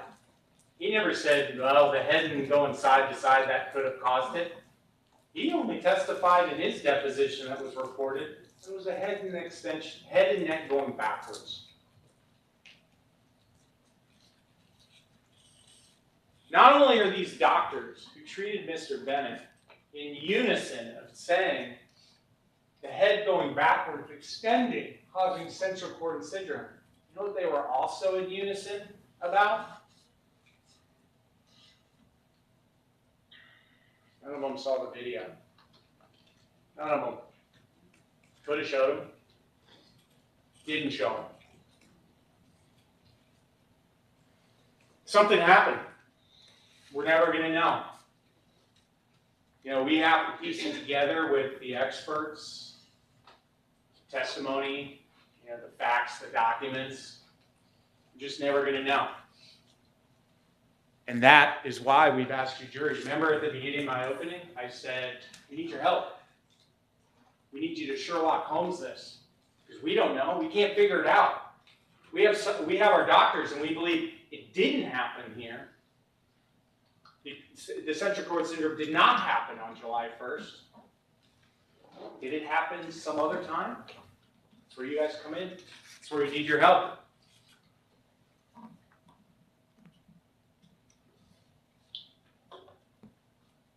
During that time, from stopping in Brunswick, from taking the long way around to get to Wilmington, at some point, did Mr. Bennett sleep the wrong way? Did Mr. Bennett go out? Did Mr. Bennett fall? Did Mr. Bennett look up in the sky? Just something as casual as that, because his spinal cord, because of his degenerative disease, was so frail. Anything could have happened. It could have caused it. That's potentially when his symptoms started. But as Dr. Frankel said, he wouldn't be able to have those, be able to get in and out of his truck if he had the symptoms. He would not have been able to exit and get in and walk with a normal gait and to turn and pivot and to drive Mr. Evans' own truck to a parking lot to get it off the street. It's a spinal cord injury.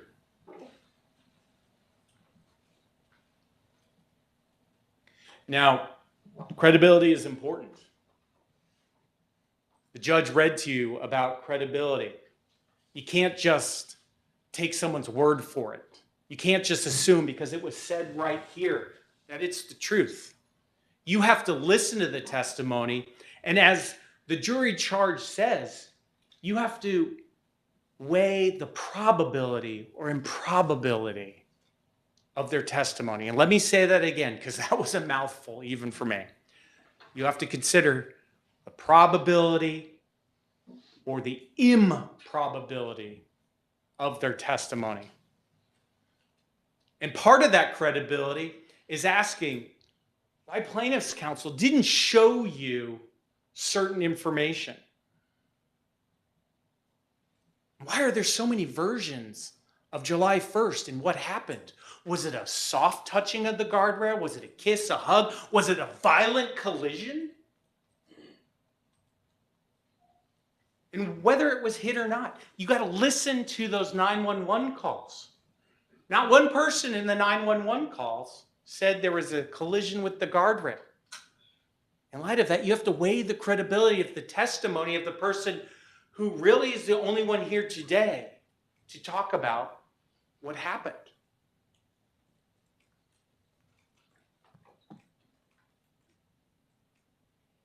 Where are the pictures of the damage? Where are the pictures of the chaos? Where's the picture of the guardrail?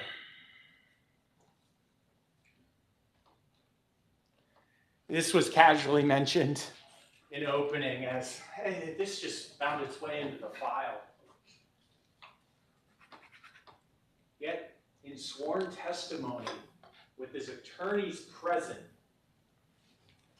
2 years after the incident, not 5 years, but 2 years, when the memory is a little more fresh, Mr. Bennett looks at this picture, says, yeah, that was my truck. And when we looked at it, we were like, yeah. I mean, the damage looks like something arguably might have hit a guardrail. I mean, you got the bumper hanging off, it's a little bent under, and then as we look closer, I was like, that doesn't make sense. We got a license plate that doesn't match up with the accident report. You know, I mean, so what's with the inconsistencies? I mean, we don't just jump to this fraud. We're like, what's going on? But we don't get to answer that for purposes of today. You guys get to answer that. The guardrail. Not one person has brought a photograph of the guardrail, whether it be at 126, 127, or the freebie to the GDOT at 134.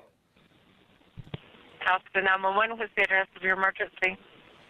Yeah, I got a real major emergency on I-75. I'm heading I-75 north. I need a highway patrol. I got a drunk truck driver. He's driving a dump truck, and he just almost ran me off the road, man. Not hit the guardrail. Not, oh, I hit the guardrail twice. Calmly. Yeah, I got someone who nearly run me off the road. Listen to those 911 calls again from the other eyewitnesses. Not one person talks about hitting a guardrail. Not one person talks about a collision between Mr. Evans' truck and Mr. Bennett. You have only one person who says he was nearly run off the road. Nothing dramatic. That's important. I keep hitting this chair. The inconsistencies keep going, which just raises more questions. What happened? You know, immediately going to the emergency room, despite hearing all this previous testimony from Mr. Bennett that he was suffering dizziness, nausea, vomiting. You know, his first record in the ER denies vision changes, lightheaded, dizziness. I forget what syncope means, but he denied it. Chest pain, nausea, or vomiting since the motor vehicle collision. That's why it creates questions for us, and we need you to resolve it. These are his own words. This is what's in the history of present illness, what a doctor or a nurse takes from you to help you treat. And then when he goes to see Dr. Bendix back here in Georgia, this is in page 2, first record, you will see it, and these are the exhibits, the evidence that'll go back with you. You pull it up. Not collided with the guardrail, but now a sound wall? Can you understand why Transcontinental was like, what? What's going on? This keeps changing. The goalposts keep moving as to what happened. And these are his own words. And it just creates these credibility issues. And then we talked about this.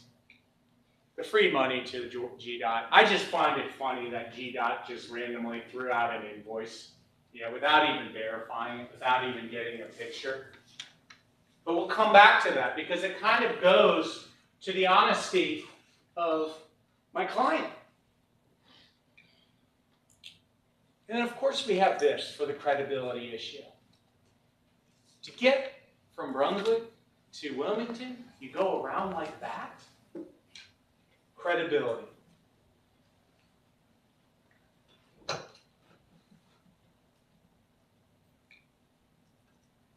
It's bill of lading.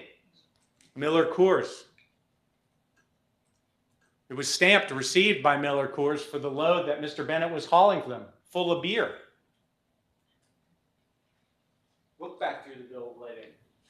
Any of you have ever done shipping or been working for any company where you're processing payments and shipping, if the cargo arrives damaged, it is noted on the bill of lading. There's nothing indicating there was damage on there. And what's even more puzzling is this claim that there were broken bottles and damaged beer. Where are the photos of that damaged beer?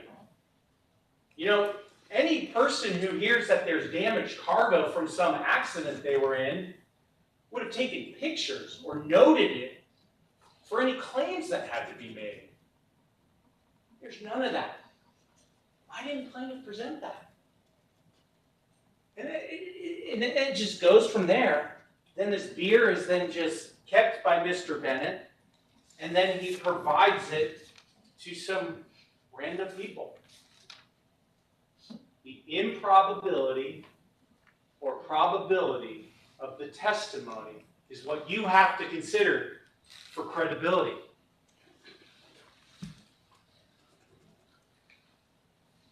This is huge.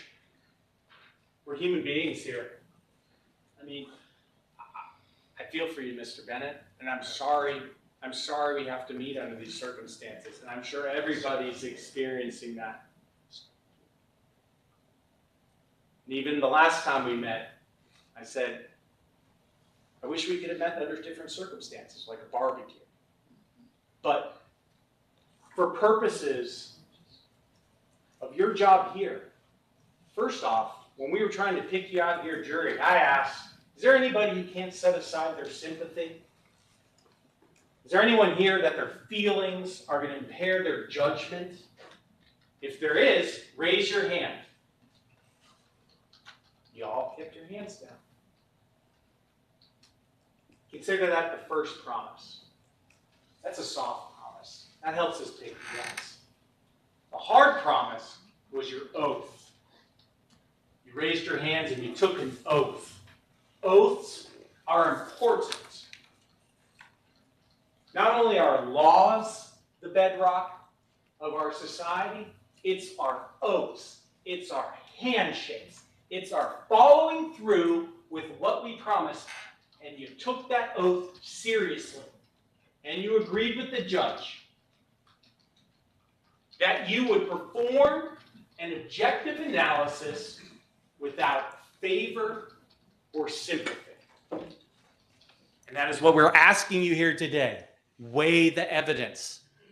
And as hard as it is, you got to set aside your personal feelings and judge this case only on what was presented to you.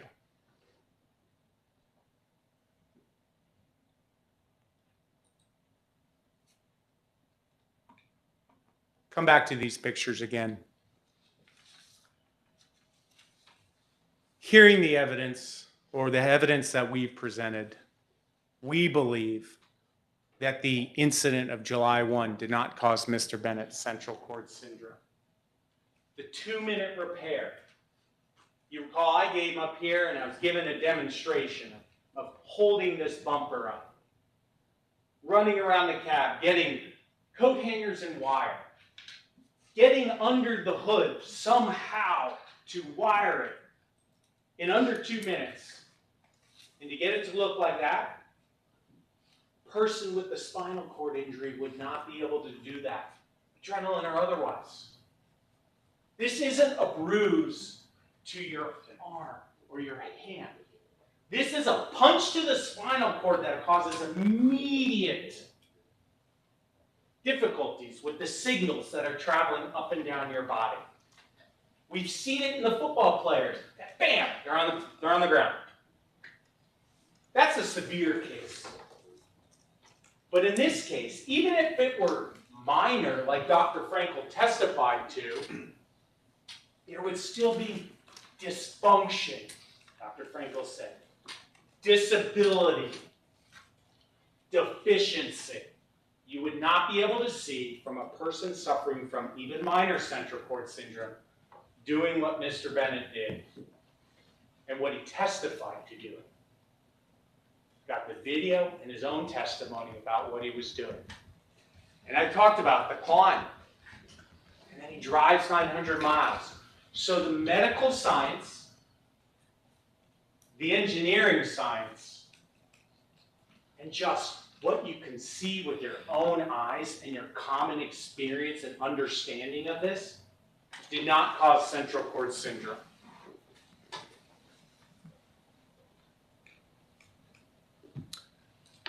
My role here is to explain the important evidence. It's to put it in context. It's to, in the certain case of some of the experts up here who got a little too mathematical and too physics, something way above my intellect, but I have to bring that down and explain it to everybody in layperson's terms. So everybody who doesn't have the degrees these experts have or what plaintiff doctors have can understand what it means. That is why we involved Dr. Frankel. We involved Mr. Bailey. We involved Dr. Stern. And that is why we presented to you the video. And that's why we gave it to the experts, so they could understand this and help us understand this and explain it. And it's because of them. That's how we know what did not cause central cord syndrome on July 1st. And we don't even have the burden of proof. We have gone beyond what the defense has to do to tell you that we know what did not cause it. Plaintiff has not met the burden of proof. They have to explain why you can't rule out any causes, and it had to be just this instance. The only thing that is incontrovertible here is just when Mr. Bennett has central cord syndrome, it happens after July 1st. That doesn't mean it was caused on July 1st. It just means it's different. That's the only thing that we cannot dispute. It's the only thing we can agree with Mr. Bennett. Is central cord syndrome happened sometime after July 1st. It just did not happen because of the incident of July 1st.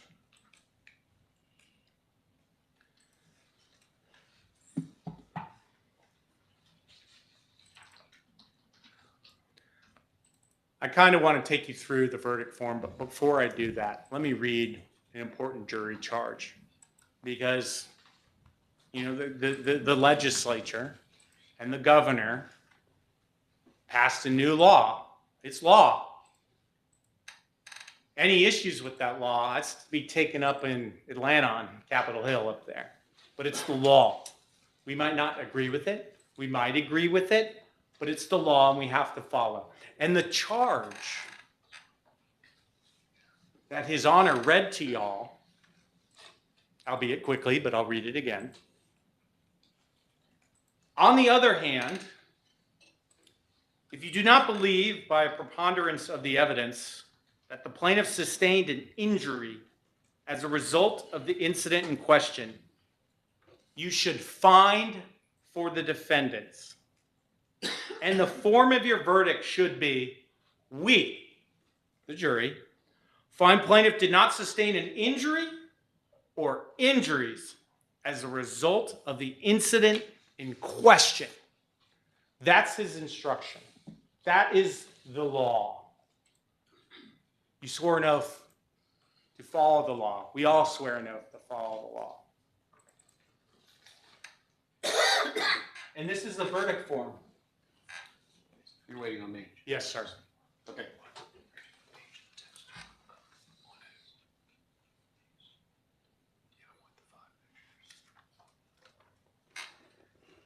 That is the form the judge is going to give you. That is the form you're going to be back there, along with looking all the evidence, talking about it, disagreeing, agreeing. But when you come to that conclusion and have formed that required consensus to fill out this form, you have to address whether there was an injury to the plaintiff because of July 1st and the injury to plaintiff, which plaintiff has contended throughout this trial, is central cord syndrome.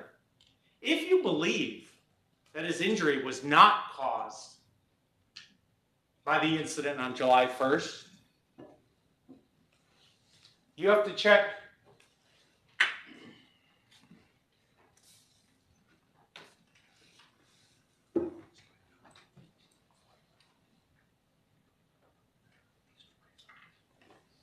the second box. If you believe that Mr. Bennett's central cord syndrome was not caused by the incident of July 1st, you check the second box. Read the heading for number 2. It says to only move on if the box above it is checked. That is your final verdict. That is your final determination. That is what you have decided for this case. On behalf of defendants, we appreciate that you have listened to all the evidence. that you've sat here patiently as we have droned on. I've tried to provide a little levity here and there just to brighten your day, because these are important matters. And we have sympathy for Mr. Bennett, but you have done a good job. Now, before I close out, I just want to go over to my client, Mr. Ogletree, and just ask if there's anything else he wants me to say on his behalf. Because I hope you guys will have thought that I've done right for Mr. Ogletree, that the attorneys at this table have done right for Mr. Ogletree, that we have presented a case that's concise, that's clear, that's easy to understand and makes sense, and allows you to make the right verdict in this matter. So before I close out, let me just step away and confer with him, and I'll be right back.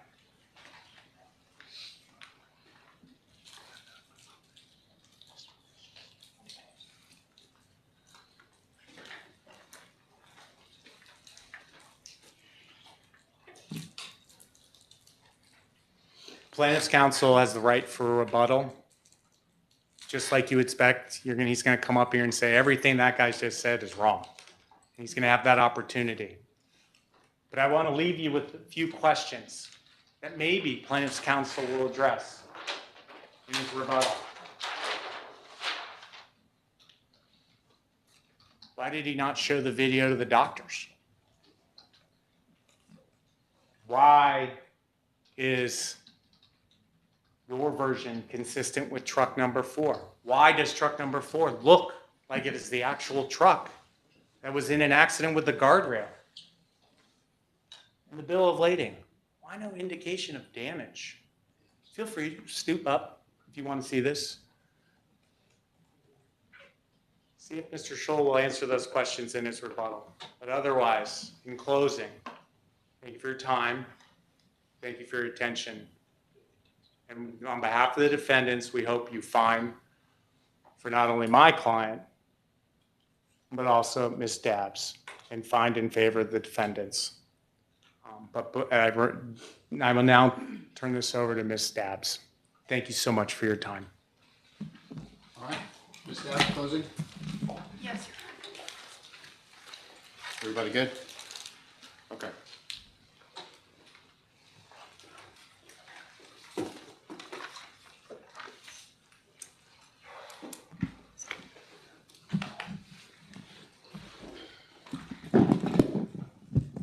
I've been confined to the microphone, so, okay, good. All right.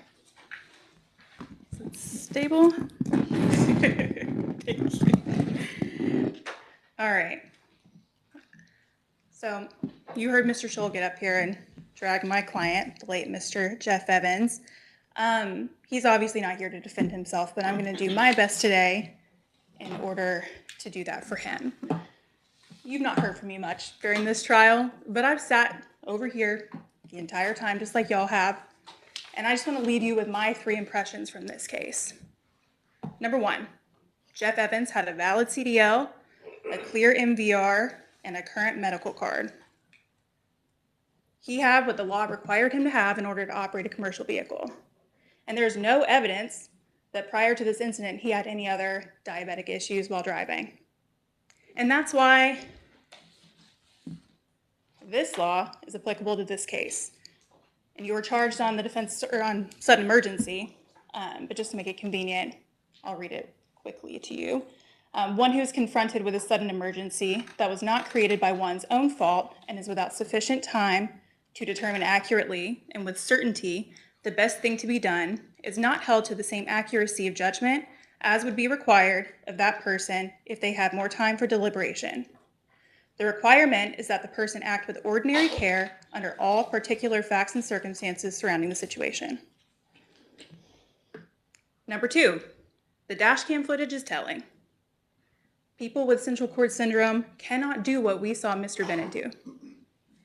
And number 3, I'm going to admit central cord syndrome is a serious condition, and I mean this with absolute no disrespect to Mr. Bennett, but his central cord syndrome was not caused by what did or did not happen on July 1st, 2020. And based on the evidence and Georgia law, plaintiffs should not win this case. Thank you for your attention during this trial. I hope we weren't too boring. And we appreciate your service. Thank you, Ms. Downs. Mr. Scholl, final close. Yes, Your Honor.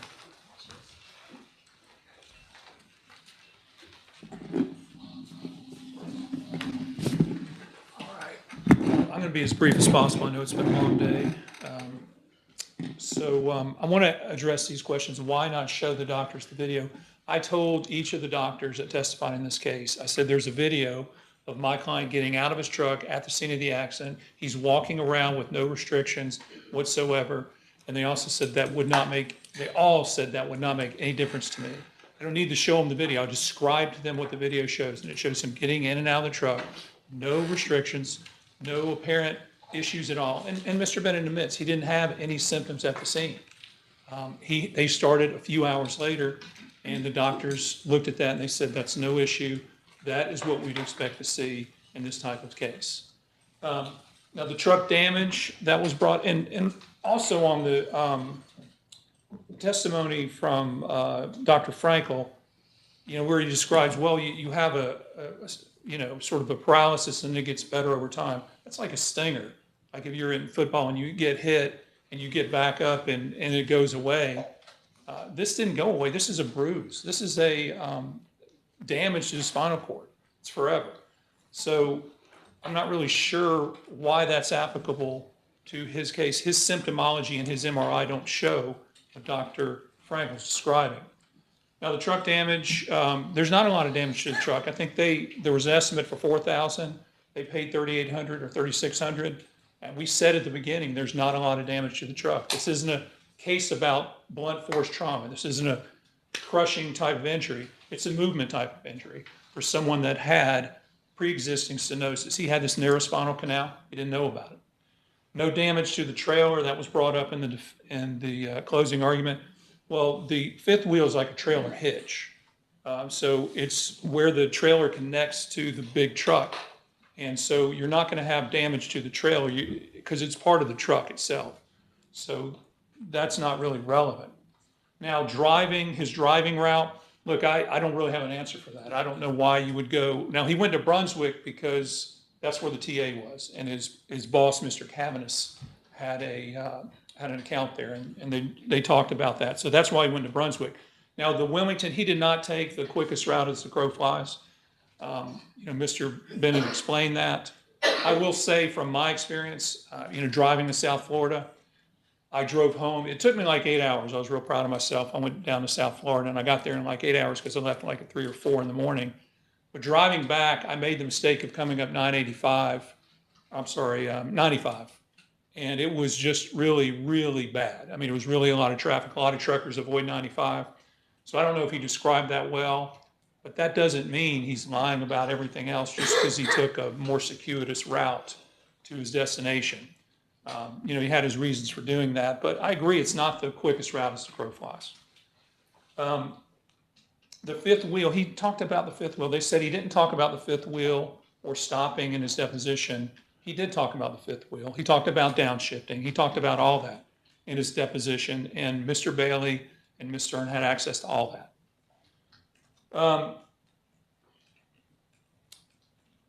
So I want to address these questions about these pictures of the truck. And I want to make sure that everyone understands this. And I also want to point out that this Mr. Cavanis is the one who came up with these pictures and sent them to the defendants. And he sent them July 3rd, the day that Mr. Bennett quit. And I just want to show you some text so you have a clear understanding of this. This is Mr. Cavanis's phone. And Mr. Cavanis, can we stop right there? Mr. Cavanis is a witness that the defendants took his deposition. They went up to North Carolina. They took his deposition about 3 or 4 weeks before this trial, and they didn't play it. He explained all this in that deposition, and they didn't play the deposition. They just, he had the same video deposition as everybody else. It was like 2 hours.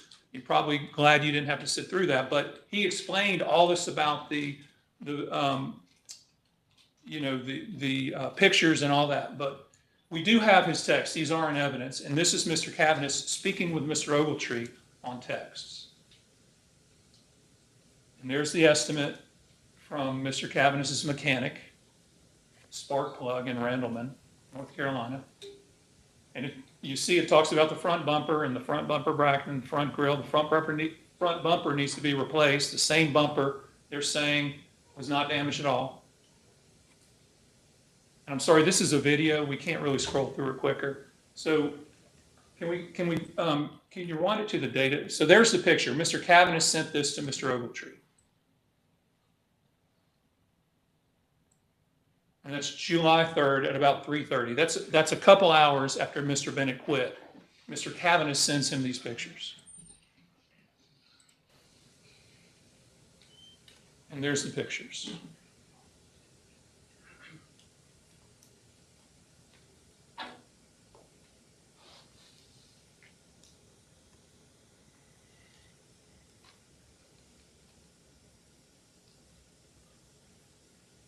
Here are the other pictures. These are not the pictures of the vehicle.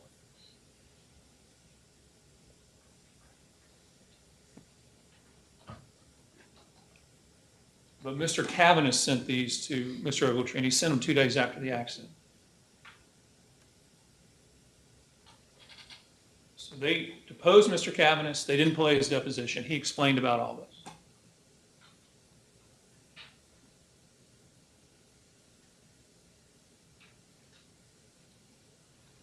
I'll just let you see all of them. And can we show that? That's money being transferred to JRC from the defense. That's $3,600, the same amount in the truck repair agreement. And there's the payment to Mr. Cavanis. He's giving his cash app. There's $2,000.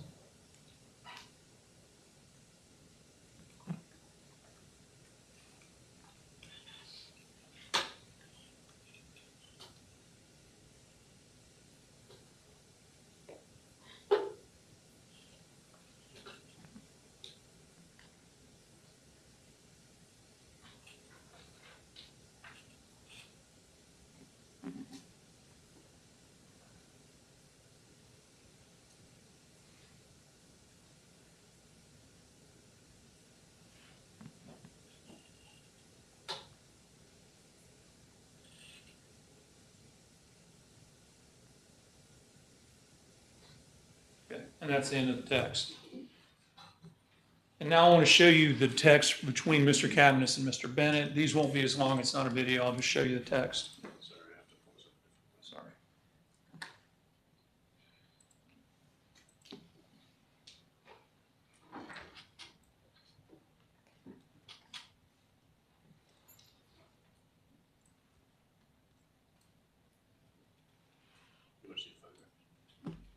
Yes. Yeah.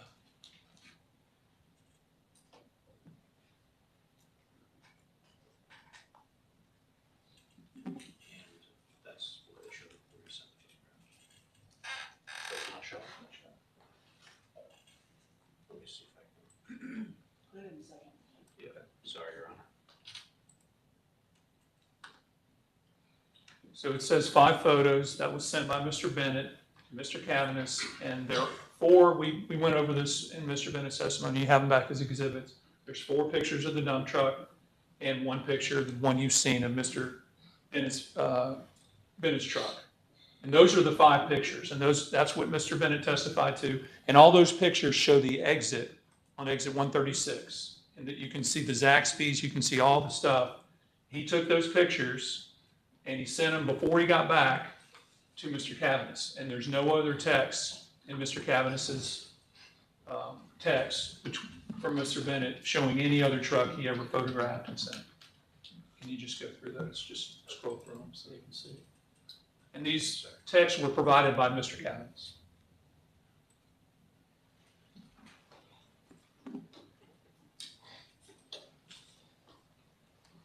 All right, so the whole picture thing is, is nothing. It's, if they wanted you to see the facts of that, they would have played Mr. Cavanis's deposition, his video deposition, which they have.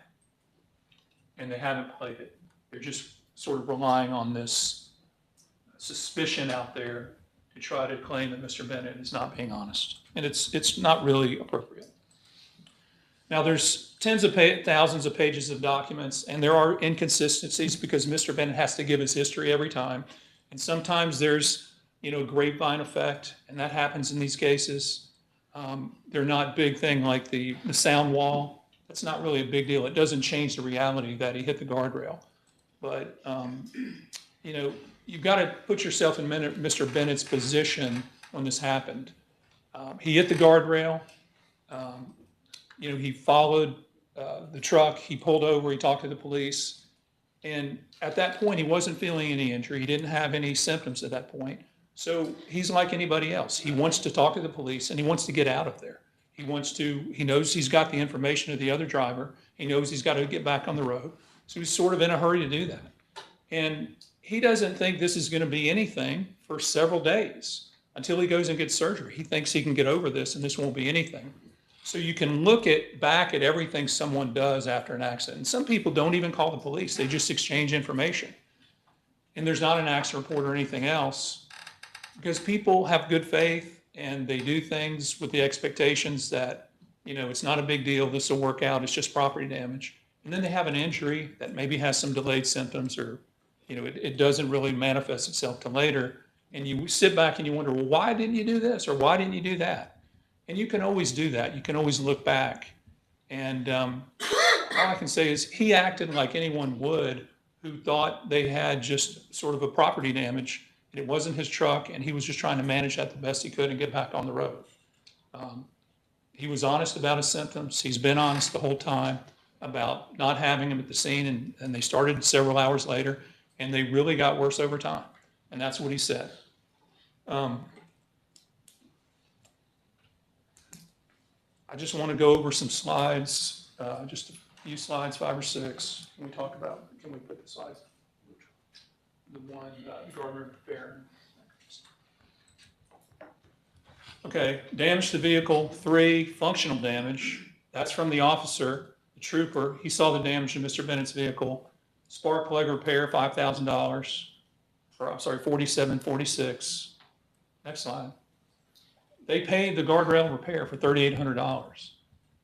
They drafted a motor vehicle accident release and paid $3,600 and acknowledged that it's from the guardrail contact. So this is the defendants doing this. And, they have a lot of help. They have a lot of lawyers here. They're very careful about things. They're very good at what they do. So this thought that they're paying all this money out without any responsibility and people are scamming them all the time doesn't really reflect the reality of what we have here. Can we go to the next slide, please? And this is what I was talking about with Dr. Frankel's testimony. He said that Mr. Bennett suffered an injury from this incident. He said yes, and that's the question on your verdict form. Next slide, please.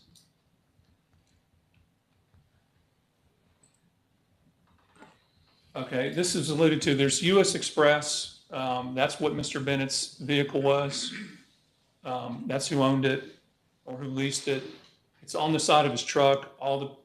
There's several witnesses that testified it was visible on the side of the truck. Mr. Bennett, Mr. Napier. We can't have Mr. Cavness this video. Next slide. So it was there. It was whitewashed, but it's out. It was also on the back of his trailer. And there was a 911 call where someone says, I saw a U.S. Express truck. It was just run off the road. And Austin 911, what's the address of your emergency? Yeah, I got a real major emergency on I-75. I'm heading I-75 north. I need a highway patrol. I got a drunk truck driver. He's driving a dump truck, and he just almost ran me off the road, man. Houston County 911, what's the address of your emergency? Yeah, I'm on Interstate 75 going northbound. There's a white dump truck. We're coming up on exit 127 northbound, and he is weaving. He almost hit a U.S. I mean, he is all over the road. I'm passing 127 Hawkinsville. I am actually on exit 127 now. He almost did a, well, U.S. Express went off the road to keep from getting hit. And then he went across into the left lane, and now he's back over in the right lane. Yeah, he's, I don't know what's going on. That was at pretty much exactly the same time. There was 2 911 calls, and he's describing the U.S. Express truck getting run off the road. Unless there was 2 at that time, that's Mr. Bennett. And so he's they're at the same mile marker, and he's describing that. So that shows that a 911 caller probably, almost assuredly, was watching Mr. Bennett get run off the road at that time. So just in closing, ladies and gentlemen, I want to talk to you about the instructions that the judge has given you every time that you left this room. And those are that you may only receive information about this case while you're in the 4 walls of this courtroom, and only from 2 sources. First, you receive evidence in the form of testimony and exhibits from the witness stand. The witnesses have testified in this case, and that's what you're, according to the judge, supposed to make your decision on. The defense wants you to consider what might have happened, other things that could have happened to Mr. Bennett that they don't know about, but they're speculating about. And that's not really appropriate for this. They're sort of bringing up, bias into this. Maybe Mr. Bennett did this, maybe he's not credible, that type of thing. Now, he has to have his credibility explored on the stand, and I'm all for that. But to speculate rather than to consider the evidence that was presented to you is not in accordance with the judge's instructions. So I just ask you to follow the judge's instructions when you render your verdict. Thank you very much. Anything else before I give the jury the final instructions? No? No, Your Honor. All right, final instructions, and then I'm about to hand this to you all. So here we go. Final instructions. Your verdict must be unanimous. One of your first duties in the jury room will be to select one of you to act as foreperson who will preside over your deliberations and who will sign the verdict to which all of you freely and voluntarily agree. You should start your deliberations with an open mind. You should carefully consider all the evidence in the case and deliberate with an aim towards reaching a unanimous verdict consistent with your consciences and oaths as jurors. Avoid premature and fixed opinions. Consult with one another and consider each other's views. Each of you must decide this case for yourselves, but you should only do so after discussion and consideration of the case with your fellow jurors. Do not hesitate to change an opinion if convinced it is wrong. However, you should never surrender an honest conviction or opinion to be congenial in order to reach a verdict solely because of the opinion of other jurors. So you are about to go into the jury room, but I have a few final items of housekeeping. Members of the jury, when I informed you at the beginning of this trial that one or more of you are known as alternate jurors. Alternate jurors are the ones who hear the case as if they will be participating in the deliberations and verdict, but will only participate if a primary juror is unable to continue their service. The alternates in this case are, I'm so sorry to tell you this, Ms. Kathy Jones, where are you? And Heather Head. All right, so you two, if you will head on into the jury room, gather up your items, and then just step out in the hallway, and Miss Margaret's going to take care of you two in just a minute.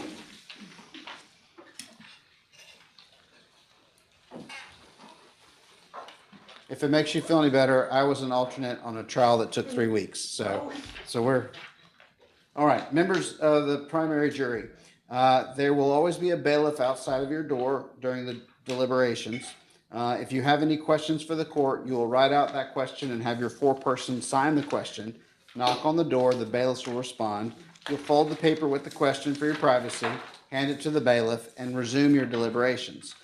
The bailiff will then bring the question to me while you continue your deliberations. Once I have an answer to your question, I will respond in writing, which will be delivered by the bailiff to return to you, or I will call you into the courtroom to address your question.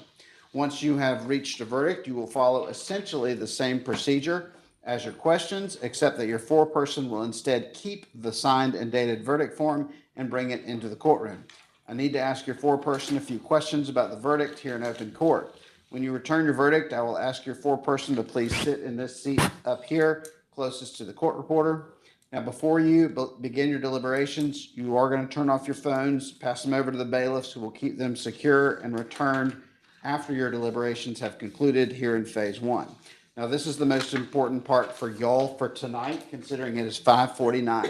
So these instructions control what we do next. I have been responsible for our schedule up until this moment. My control of our schedule ends right now. Effective immediately, you are responsible for our schedule. I will follow whatever decision you make regarding our schedule from this moment forward until you have reached your verdict in phase one. For example, if you wish for a meal to be provided so that you continue working through lunch or dinner, then you write down your order and say, I want X pizzas from Slices or wherever. I will order it myself and they will be delivered for you to stay. However, if you wish to if you wish to stay late or leave early or go now or whatever, you will write out your directions to the court. You'll provide those directions to the bailiff. And as long as I am able, I will follow your instructions unless I'm prohibited from doing so. Whatever you need during your deliberations, the court is here to support you. Do not begin your deliberations until the following items have occurred. These initial housekeeping instructions have been followed, and the bailiffs will have delivered to you the exhibits, this verdict form, and these instructions. So if everyone will please exit the jury box, move into the jury room to begin your deliberations. And remember, the first thing you need to do is select the foreperson and then decide your schedule. Okay? All right, you all may step into the jury room. Thank you very much.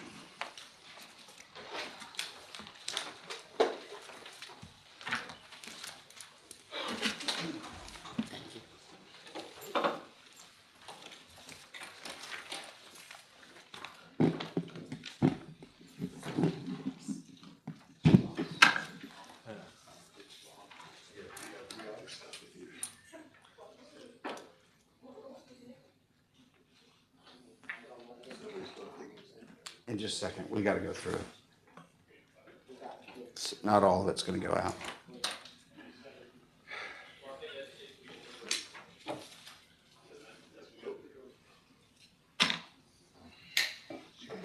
All right, if you'll just leave our two jurors in the hall, our alternates in the hallway just for a few minutes, let's wait and see what the main jury chooses to do this evening since it's 5:52.